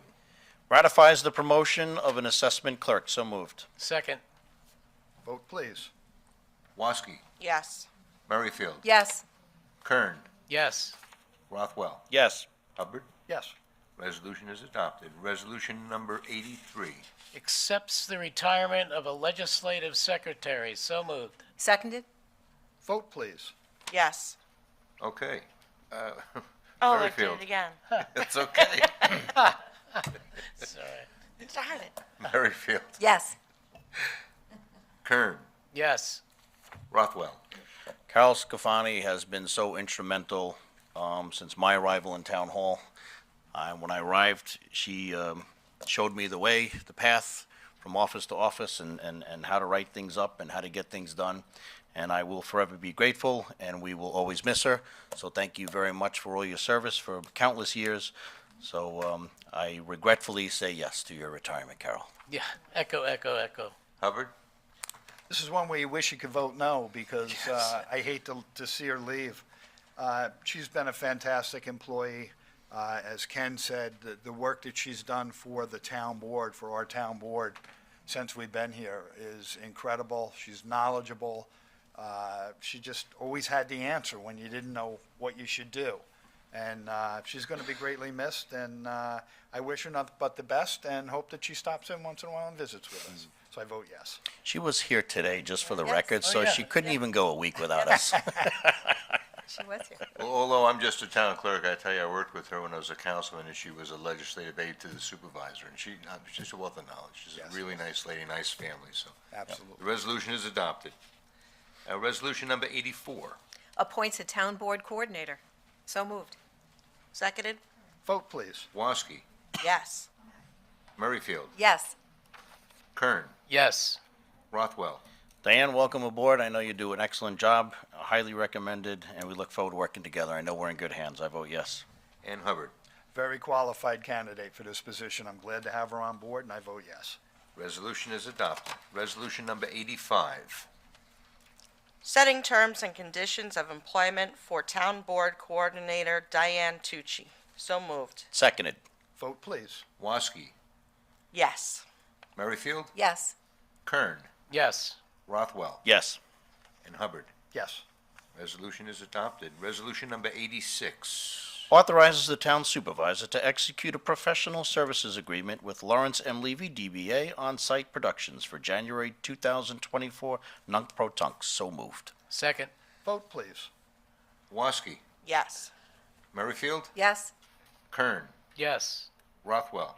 Just wondered if we voted no, if we'd cut right now to like a commercial and be done with it today, so I'm going to go with yes so we can continue this meeting. Hubbard, Yes. adopted. Resolution number 87. Ratifies the provisional appointment of a wastewater treatment plant operator trainee. So moved. Seconded. Vote, please. Woski, Yes. Merrifield, Yes. Kern, Yes. Rothwell. Yes. Hubbard. Yes. Resolution is adopted. Resolution number 88. Ratifies the salary of current Police Academy officers for the year of 2024. So moved. Seconded? Vote, please. Woski, Yes. Merrifield, Yes. Kern, Yes. Rothwell. Yes. Hubbard. Yes. Resolution is adopted. Resolution number 89. Ratifies a stipend for Network and Systems Specialist 2. So moved. Seconded. Vote, please.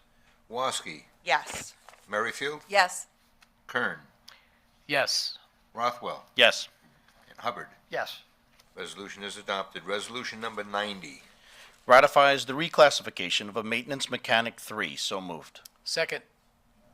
Vote, please. Woski, Yes. Merrifield, Yes. Kern, Yes. Rothwell, Yes. Hubbard. Yes. Resolution is adopted. Resolution number 91. Amends adjustments for named highway employees. So moved. Seconded. Vote, please. Woski, Yes. Merrifield, Yes. Kern, Yes. Rothwell, Yes. Hubbard. Yes. Resolution is adopted. Resolution number 92. Authorizes the town supervisor to execute a professional services agreement with Jason Hodge. So moved. Seconded? Vote, please. Woski, Yes. Merrifield, Yes. Kern, Yes. Rothwell, Yes. Hubbard. Yes. Resolution is adopted. Resolution number 93. Authorizes the supervisor to execute a stipulation agreement with a police officer. So moved. Seconded. Vote, please. Woski, Yes. Merrifield, Yes. Kern, Yes. Rothwell, Yes. Hubbard. Yes. Resolution is adopted. Resolution number 94. Adopts a local law amending Chapter 293 of the Riverhead Town Code entitled Waterways and Water-Related Activities. So moved. Yes. Okay, who was that? Second, I'm sorry. I was so excited that we're doing this Vote, please. so quickly. Woski, Yes. Merrifield, Yes. Kern, Yes. again, Rothwell, Yes. Hubbard. Yeah, this is what we talked about earlier with the shell fishing license. Yes. Resolution is adopted. Resolution number 95. Authorize the supervisor to execute a 2024 conditional shellfish harvesting program agreement with the New York State Department of Environmental Conservation. So moved. Second. Vote, please. Woski, Yes. Merrifield, Yes. Kern, Yes.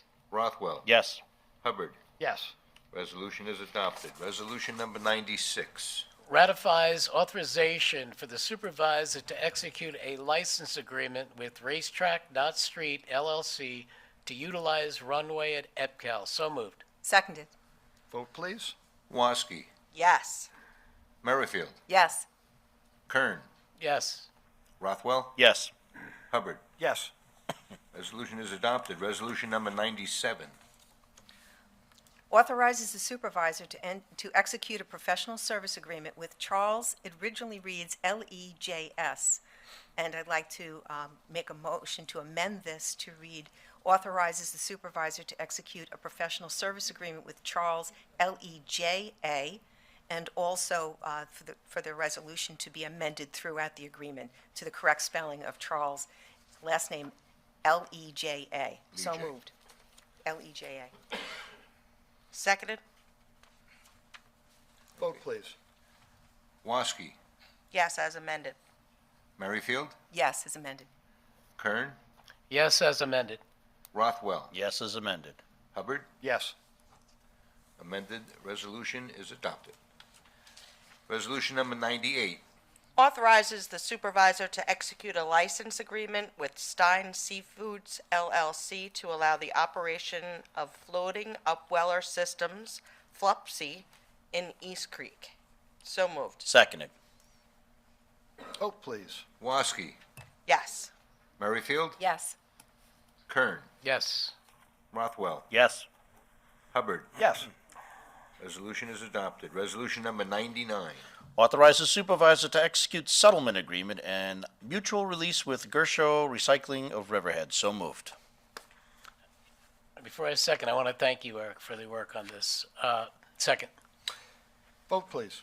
Woski, Yes. Merrifield, Yes. Kern, Yes. Rothwell, Yes. Hubbard. About time? Yes. Yeah. Resolution is adopted. Resolution number 100. Ratifies authorization for the supervisor to execute agreement with CSC Holdings LLC. So moved. Seconded? Vote, please. Woski, Yes. Merrifield, Yes. Kern, Yes. Rothwell, Yes. and Hubbard. Yes. Resolution is adopted. Resolution number 101. Resolution to award RFP and authorize supervisor to execute agreement for the Riverfront Adaptive Children's Playground. So moved. Seconded. Vote, please. Woski, Yes. Merrifield, Yes, absolutely. Kern, Yes. Rothwell. Yeah, thank you to the Community Development Agency, Dawn Thomas, getting this in motion, and it's good that now they have been working for countless months behind the scene and interviewing and writing up all these RFPs. So now as we start to awarding them, we actually see the visual progress of it. So thank you very much. I vote yes. And Hubbard. Yes. Ditto, ditto, ditto. Yes. Resolution is adopted. Resolution 102. That's you. No, I don't have it. Here, here. Right. Oh, it got misplaced, sorry. Resolution to award RFP and authorize supervisor to execute agreement for the Town Square Amphitheater. So moved. Seconded. Vote, please. Woski, Yes. please. Merrifield, Yes, absolutely again. Kern, Yes. Rothwell, It's all coming together, yes. Hubbard. Yes. Resolution is adopted. Resolution number 103. Authorizes the town clerk to publish and post notice to bidders for generator maintenance. So moved. Seconded? Vote, please. Woski, Yes. Merrifield, Yes. Kern, Yes. Rothwell, Yes. Hubbard. Yes. Resolution is adopted. Resolution number 104. Authorizes the town clerk to publish and post a request for proposals for information technology managed service provider for the town of Riverhead. So moved. Seconded. Vote, please. Woski, Yes. Merrifield, Yes. Kern, Yes. Rothwell, Yes. Hubbard. Yes. Resolution is adopted. Resolution 105. Extends bid contract for water meters and accessory equipment for use in the Riverhead Water District. So moved. Seconded. Vote, please. Woski, Yes. Merrifield, Yes. Kern, Yes. Rothwell, Yes. Hubbard. Yes. Resolution is adopted. Resolution 106. We have to amend Resolution 106. I will ask Councilor Howard to explain the amendment that needs to be done. Yes, thank you, Mr. Supervisor. I was notified by Matt Charters this morning. He wrote this resolution.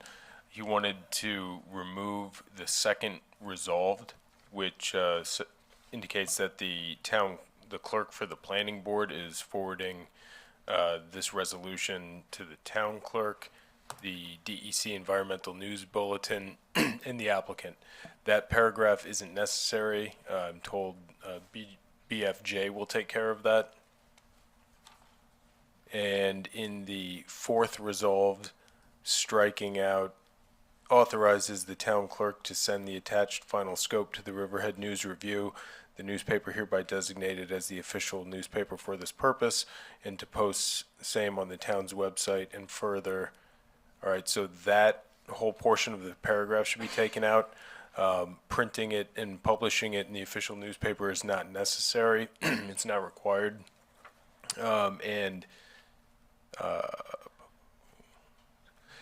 adding, and then directs BFJ Planning on behalf of the town board to strike send said and add notice the availability of the final scope in the New York State Department of Environmental Conservation's Environmental News Bulletin. And that effectively makes that the paragraph where BFJ sends it to the DEC's news bulletin. Understood. Honestly, So- it would be cost prohibitive for us to have yeah. 38 pages published in the newspaper, so. It would It'll be- available online with the town and. Yes, it'll be on the town's website, it'll be on the comprehensive plan website, and then it'll also be on the DEC's news bulletin. And yeah, it would amount to approximately 6 full pages in the newspaper, which would be a tremendous amount of money. Yes. Okay. Okay. How disappointing to the news review.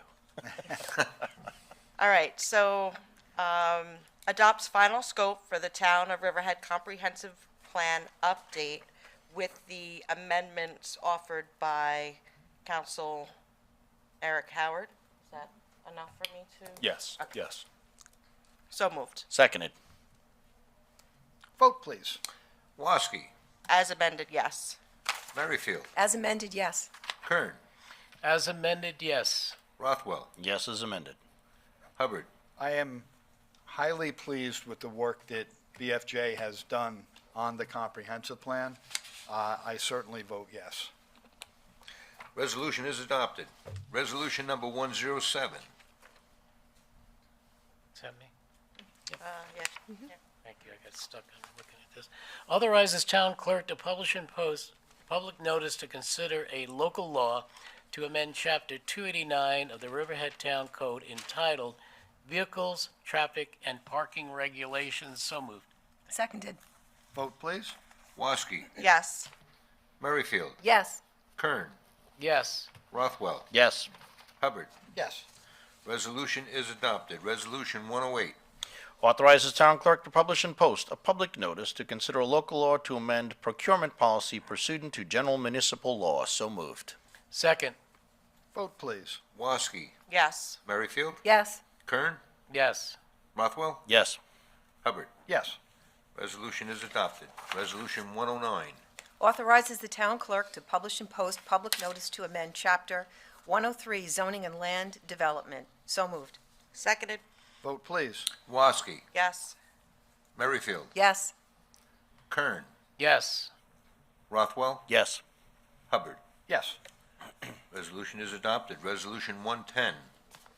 Accepts letter of credit from Villas at Roanoke, Seacrest Estates. So moved. Second. Vote, please. Woski, Yes. Merrifield, Yes. Kern, Yes. Rothwell, Yes. Hubbard. Yes. Resolution is adopted. Resolution number 111. It's going to take a half hour to read this one. Pay bills. So moved. Seconded. Vote, please. Woski, Yes. Merrifield, Yes. Kern, Yes. Rothwell, Yes. Hubbard. Yes. Resolution is adopted. Okay, we have one last resolution to be taken off the floor as it's time sensitive. Bob,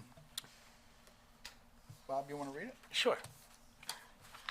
So this, And wait, we got to number it, right? This would This be is number 112? 112, correct? Okay? Yes, 112. okay, so number 112, ratifies the promotion of a senior justice court clerk. So moved. Hang on, Second. you got to vote to take it off the floor first. Oh, Right. oh, so I'll make a motion, Motion to take it off the floor. a motion to take it off the floor. Seconded, Vote, please. Woski, yes. Merrifield, Yes. Kern, Yes. Rothwell, Yes. Hubbard. Yes. Resolution has been taken off the floor. And now any comments on the resolution? Now, I don't have a copy of it. Ratifies promotion of a justice court. Right, but Eric's, What's that? council's Any- asking, is there any comments? Well, yeah, any comments on the Do resolution? we have any comments from the public on this resolution? Again, it ratifies the promotion of a senior justice court clerk. No comments? Nothing on Zoom? Okay. Okay, so ratifies the promotion of a senior justice court clerk. So moved. Seconded, Vote, please. Woski, yes. Merrifield, Yes. Kern, Yes. Rothwell. Yes. Hubbard. Yes. Resolution is adopted.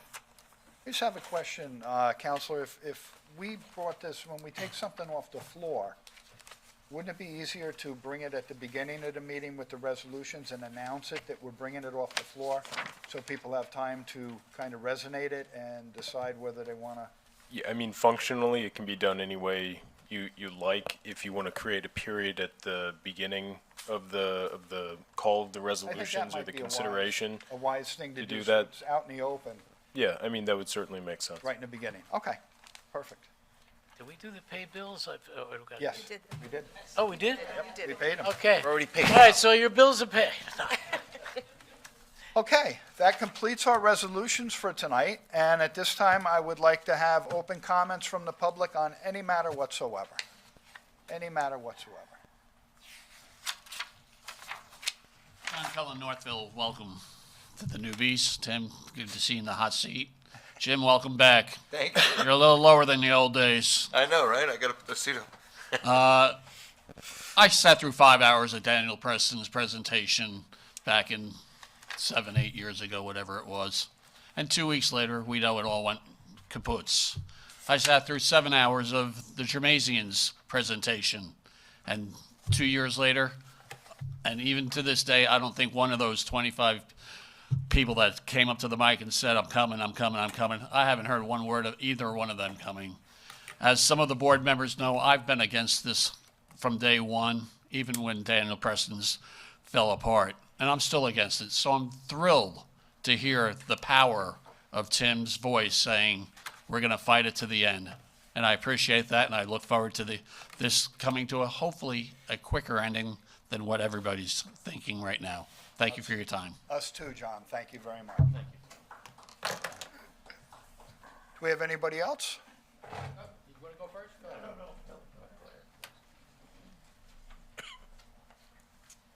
You want to give them to It's Jim? Peter and Deborah Deborah Conrad. Conrad from Aquabog. I have some information I would like to distribute to the board members. I have a copy for each one of you, including the attorney. I think I read it this afternoon. I think if I know what it is.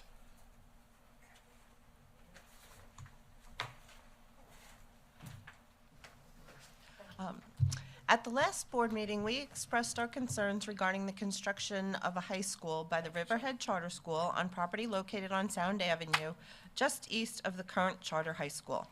At that meeting, we were told by a planning department member that despite zoning regulations not permitting schools in APZ districts, that schools are exempt from zoning regulations.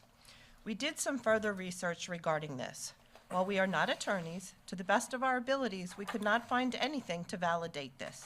What we did find was several articles, some of which I am providing you with, which cite court cases which ruled that despite a generally accepted belief, school districts are not fully exempt from zoning regulations.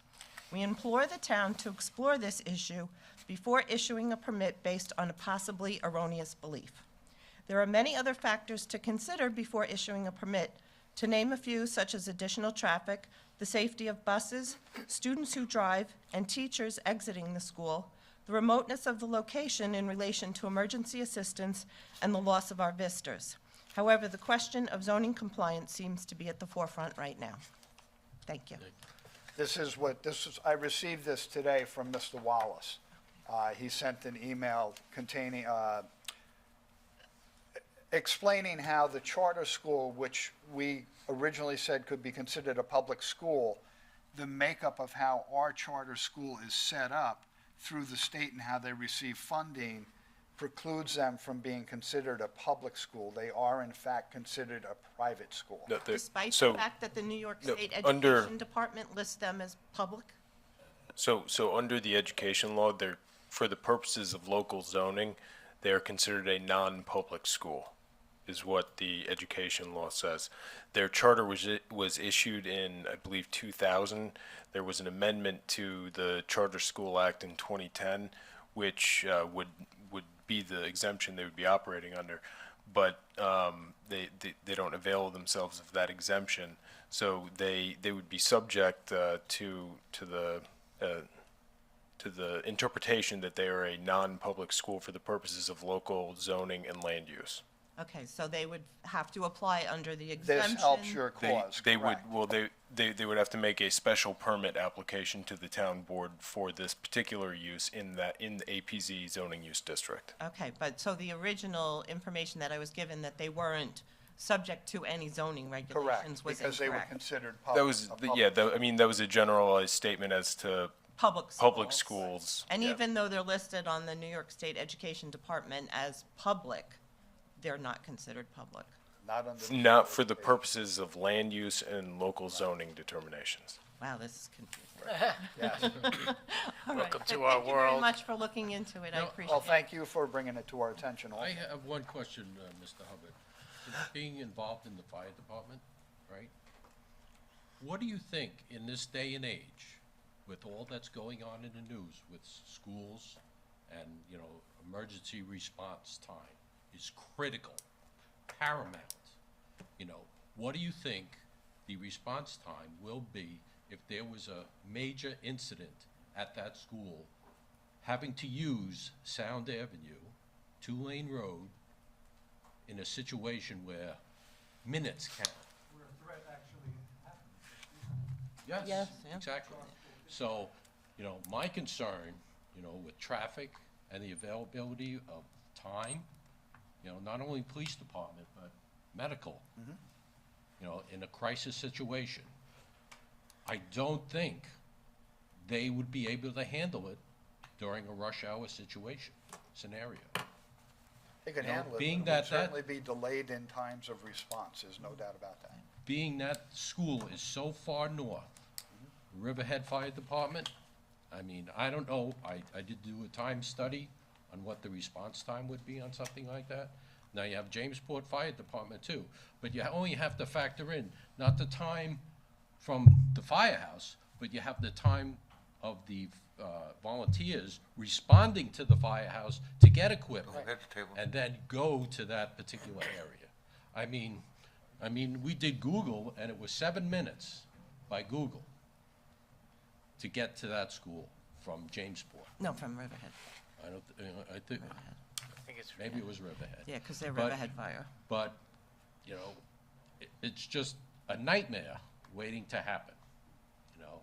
And I pray to God that the police department and the fire department do drills and time scenarios during all hours of commuting and see what the actual time would be in a critical situation. Thank you for your Okay. time. Thank you. For your comments, thank you very much. Do we have anybody else that wants to come up? Mr. McAuliffe, and then I understand we have two on Zoom after Mr. McAuliffe. John McAuliffe, Roanoke Landing, and in this case, I'm reflecting concerns of my neighborhood, as it were. All you did on 109 was basically set up a hearing, and while I agree with Kathy that I think that just really shouldn't be happening until after the comprehensive plan, I want to speak to it in a slightly different way because I know how deeply concerning it is to people along Sound Avenue who have residences already. And I can imagine a public hearing in which there's the presentation of the developers and the argument that was made 2 weeks ago about this is preferable to housing, and the other issues will come up, and exactly what it is that's being planned will be in that hearing. I would think that if the supervisor organized a meeting for people, and maybe, I don't know if they have a community building in that area of housing, but some kind of, or it could be a meeting downtown here in which you invite people in the neighborhood to come and meet with you and meet with the prospective developers before it gets to the point of a public hearing, that might help to inform as to the pluses and minuses and what's in mind. So that would just, in terms of, because this has been, We have one of these neighborhood internet systems, and it's been of great concern to a lot of people showing up. The other is the letters that you received about mailbox numbers. That's a block away from me, and I mean, it's a very confused area. We have somebody whose house is adjacent to us who has a Linda Lane East address, but he actually gets his mail on, and his entrance to his house is from our where we live, not from. So I just hope, Eric, if it's possible, I don't know what's propelling this. I gather maybe there's concerns from emergency services, but I hope again that maybe you can physically, you or members of the board can physically meet with these neighbors and talk about the practicalities of because it's in some ways it makes I'm sure a logical sense for what you're doing, but if you've read those letters, you're about to turn people's lives upside down, and I hope that before you do that, you'll actually meet with them. So. Yeah, so just for context, this issue was brought to me by engineering.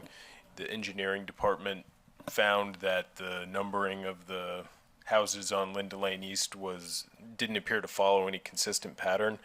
So their recommendation was that it be renumbered so that there would be consistency. The engineering department asked me to put out a letter to the residents sort of soliciting feedback on that option.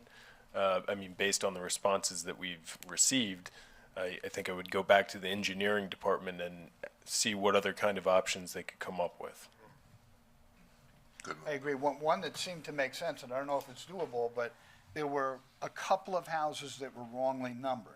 So why don't we just address those couple of houses rather than changing everybody's number up there? Because that seemed to cause the most agita with the residents living up there. Just deal with the ones that are incorrectly numbered. Yeah. So when I spoke with Jason in the engineering department, it just seemed that this issue was more widespread than a couple houses, and so the idea was let's just renumber the whole thing so that there's no interruption of mail service, so that, as Mr. McAuliffe said, emergency services were available. If we go back and we'll look and see what exactly they're supposed to be designated as pursuant to their deeds. Maybe there's something we can do that way. Okay, good. We will take a look at it. On Zoom, we have 2 people. Okay.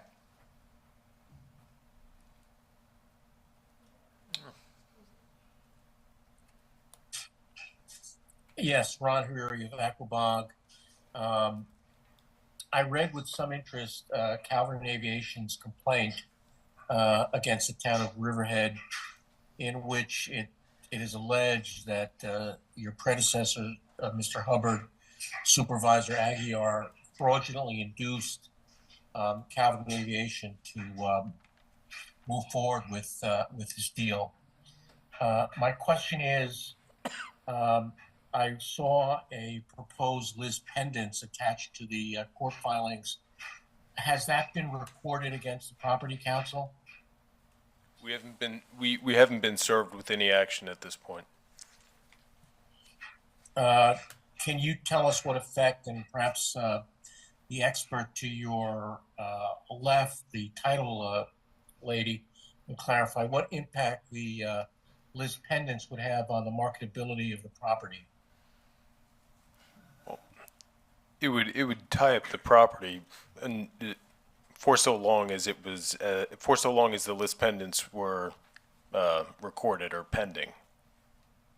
So to notice it. So just to clarify, a notice of pendency is a document that's filed by a person to put the world on notice that they are asserting an interest in a piece of property that they may not directly have title to, and it essentially creates a contested situation.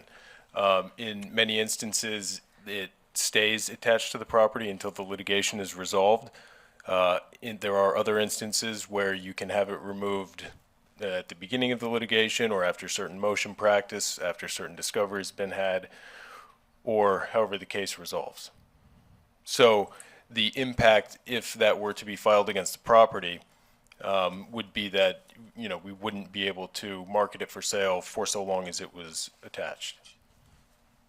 I mean, And- we could and to market it, clarify- we couldn't follow through with the transaction until it were removed.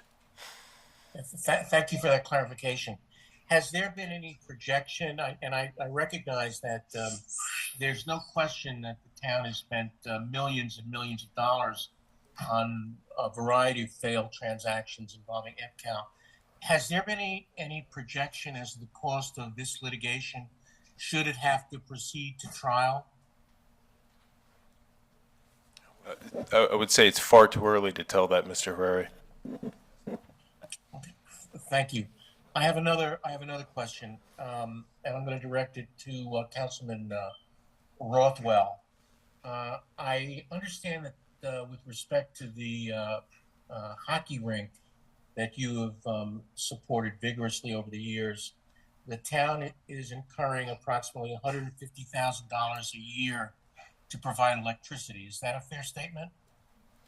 Town agreed to pay a maximum of $150,000. I think this year it was actually close, can't quote me, but very close to about $23,000 was the total electric bill. Yeah, and it's only been open since December, right? Beginning of November. So I understand you also, sir, and the town board approved a resolution purchasing a bathroom facility there. Is that right? Bathroom facility could be used there. It could be used at the baseball fields throughout the town, Alive in 25. It's a multi-purpose trailer with 9 restrooms and handicap accessibility. And the cost was another approximately $150,000? I didn't hear what he said. And the cost of The approximately. cost was another approximately $150,000? Did he say, I think it's about 120,000, as if that's what he's saying. I can't understand. And what about the cost of maintaining that facility, removing the waste? How much, and who's paying for that? Well, Michael Reichel and the Riverhead Sewer District has offered to help out, so there wouldn't be a cost in terms of that trailer, but also we're beginning with the installation of the septic system so that the portable restroom trailer that we just purchased could directly go into the septic system as soon as they're completed. So So we're wait a hoping to minute. do that We quite paid shortly. for Let me Michael answer your Reichel- question. so we The septic paid for systems will Michael be completed Reichel- shortly, and then the portable trailer could be hooked up to the septic system in place. Therefore, it wouldn't have to be drained, and the building and grounds department does the maintenance on it. And that's no cost to the taxpayer, right? I'm sure it is. So just tell me, what will the cost of installing the permanent bathroom fixtures be to the taxpayers of our town, sir? The cost of the bathroom? Including the septic system, including water and sewer, whatever else you need to open up those restrooms. I don't have it in front of me, so but we've discussed them openly in the past, so you'd have to look in the past or In those I'd have to discussions, do research. you remember what they were? No. It's hundreds of thousands of dollars, isn't that true? If you say so. I don't have any information in front of me, so I'm not going to quote numbers Mr. Herrera, what are you getting in front at? of me. So, but this is yeah. Go ahead. I have another question. What discount do Riverhead taxpayers get to use this facility? They're currently given, I believe, a 20% discount on purchasing tickets. There's public skating time pretty much almost every day. There's been free skating lessons, free figure skating lessons, open skating. The teen program has been amazing on Fridays. It's been overly crowded, so what we were doing from grades 8 through 12, we'd actually had to break it up now. Did one like 8th and 9th graders one week and 10th, 11th, 12th the next week because there's just too many teens. So it's a very popular thing. So thanks for pointing that out, Ron, how popular it is and how much the town residents love it. I'm just wondering, it's open to everyone else, and I don't know why the town taxpayers should be subsidizing this venture as much as you like hockey, sir. But we'll leave that for another day. I've got some concerns about it. Thank you for your effort to answer the questions. Thank you, Ron.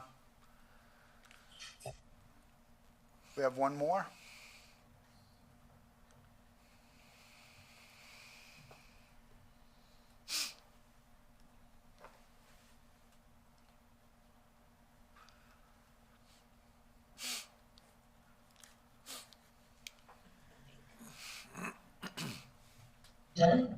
Yeah, hi, Mike Foley, Reeves Park. I actually have no comment. I was waiting to see if I had a comment, but, the last speaker really doesn't demand a response from me. So, long night, guys. I'm in my robe already. Aren't you jealous? Good night, everybody. Thank you very much. Good night. Thanks, Good night, Mike. Mike. Thank you, Mike. Have a good Good night, night. Mike. We have one more. Go ahead. No, please. And we have one more online. It's more of a question. I just wanted to know how the determination is made, whether something is private or public. Being that it's a public school, how is that? I mean, I'm just, This was defined, what yeah, I so- read today was defined through the New York State education law. okay, is there some way like I can get a copy of that, or? Yes, I don't have it. I can always come by or I email might, you. I might have it on my phone. All right, just I wanted to know, and my other question is, 59 of the acres is protected farmland. The school will not be able to use that for entering or exiting the school, is that correct? Because right now, there's a dirt road that the sod farmers use Use. to load their sod on once they cut it. but it's part of the protected land, That's so I part of, assume. Yeah, that's part of the permitted activities under the conservation easement. Yeah. Because it's in furtherance of the farm production to the extent that, the land would be changed or modified for non-farming purposes, they wouldn't be allowed to do that. Okay, it's so just like an that- entrance or an exit, so that they didn't have to exit onto Sound Avenue would not be permitted? Unless it was for farm activities, no. Right, right, My concern would be that, they're bringing in heavy equipment. Can't hear you. Oh, I'm sorry. They would be bringing in heavy equipment, right?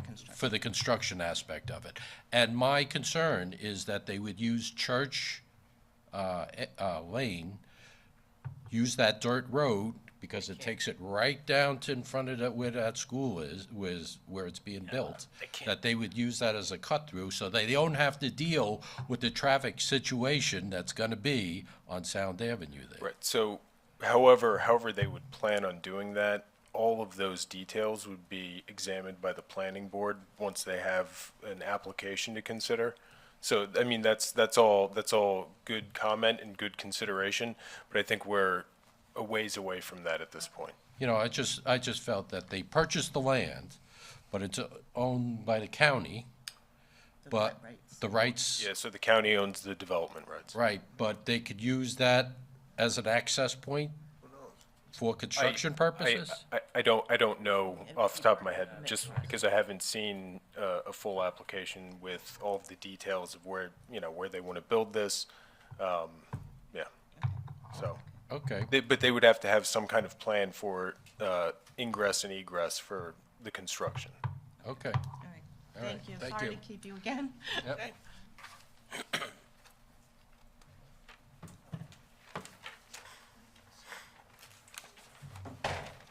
Thanks.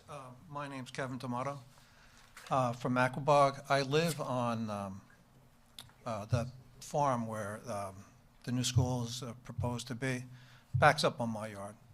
And my question is akin to theirs. Say if the school starts having an agricultural program, are they then allowed to do whatever they'd like with that farm? I'd want to look into that more. So Yeah. we're at a point where we don't know what's happening with this land. I don't know what their full plan is at this point, no. At what point will you know that? When they file an application. When will that be? I have no idea. It's up to them. It's up to them. So they own the land now, but they can't do anything with it? I don't know They if have, they they, actually on it. they have to put in an application with the planning department that lays out everything that they want to do. To my knowledge, that hasn't been filed yet. Okay.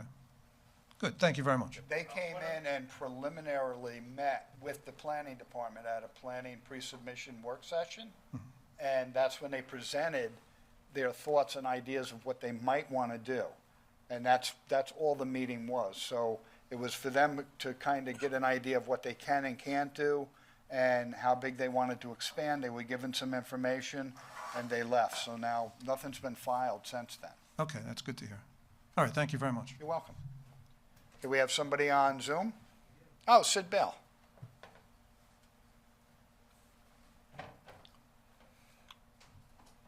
Can you hear me?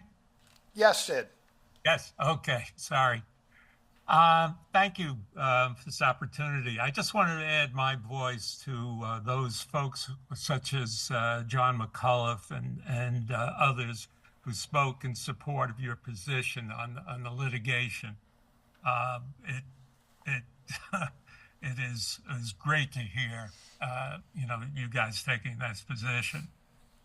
One other item, though, I'm not as convinced as I think you guys are about the agro-tourism, agro resorts, I should say. And like Kathy McGraw, I just wonder, what the haste is, et cetera, for getting this on the books. I hope I'm wrong, okay? But I have concerns about that. And but thanks for the opportunity to vent, so to speak. Good evening. Thank you, Sid. Good night. Anybody else? Nobody on Zoom? Okay. People, it was a long meeting, but I thank you so much for coming out. We appreciate your input and coming to the meetings and speaking to us. We need to hear what the community wants and thinks and feels, so thank you for bearing with us and have a good night. Good night. I'd like to make a motion to close the meeting. So moved. Have a second? Second. All in favor? Aye. Aye. Meeting is closed. Tim? We're going to go home and leave this meeting.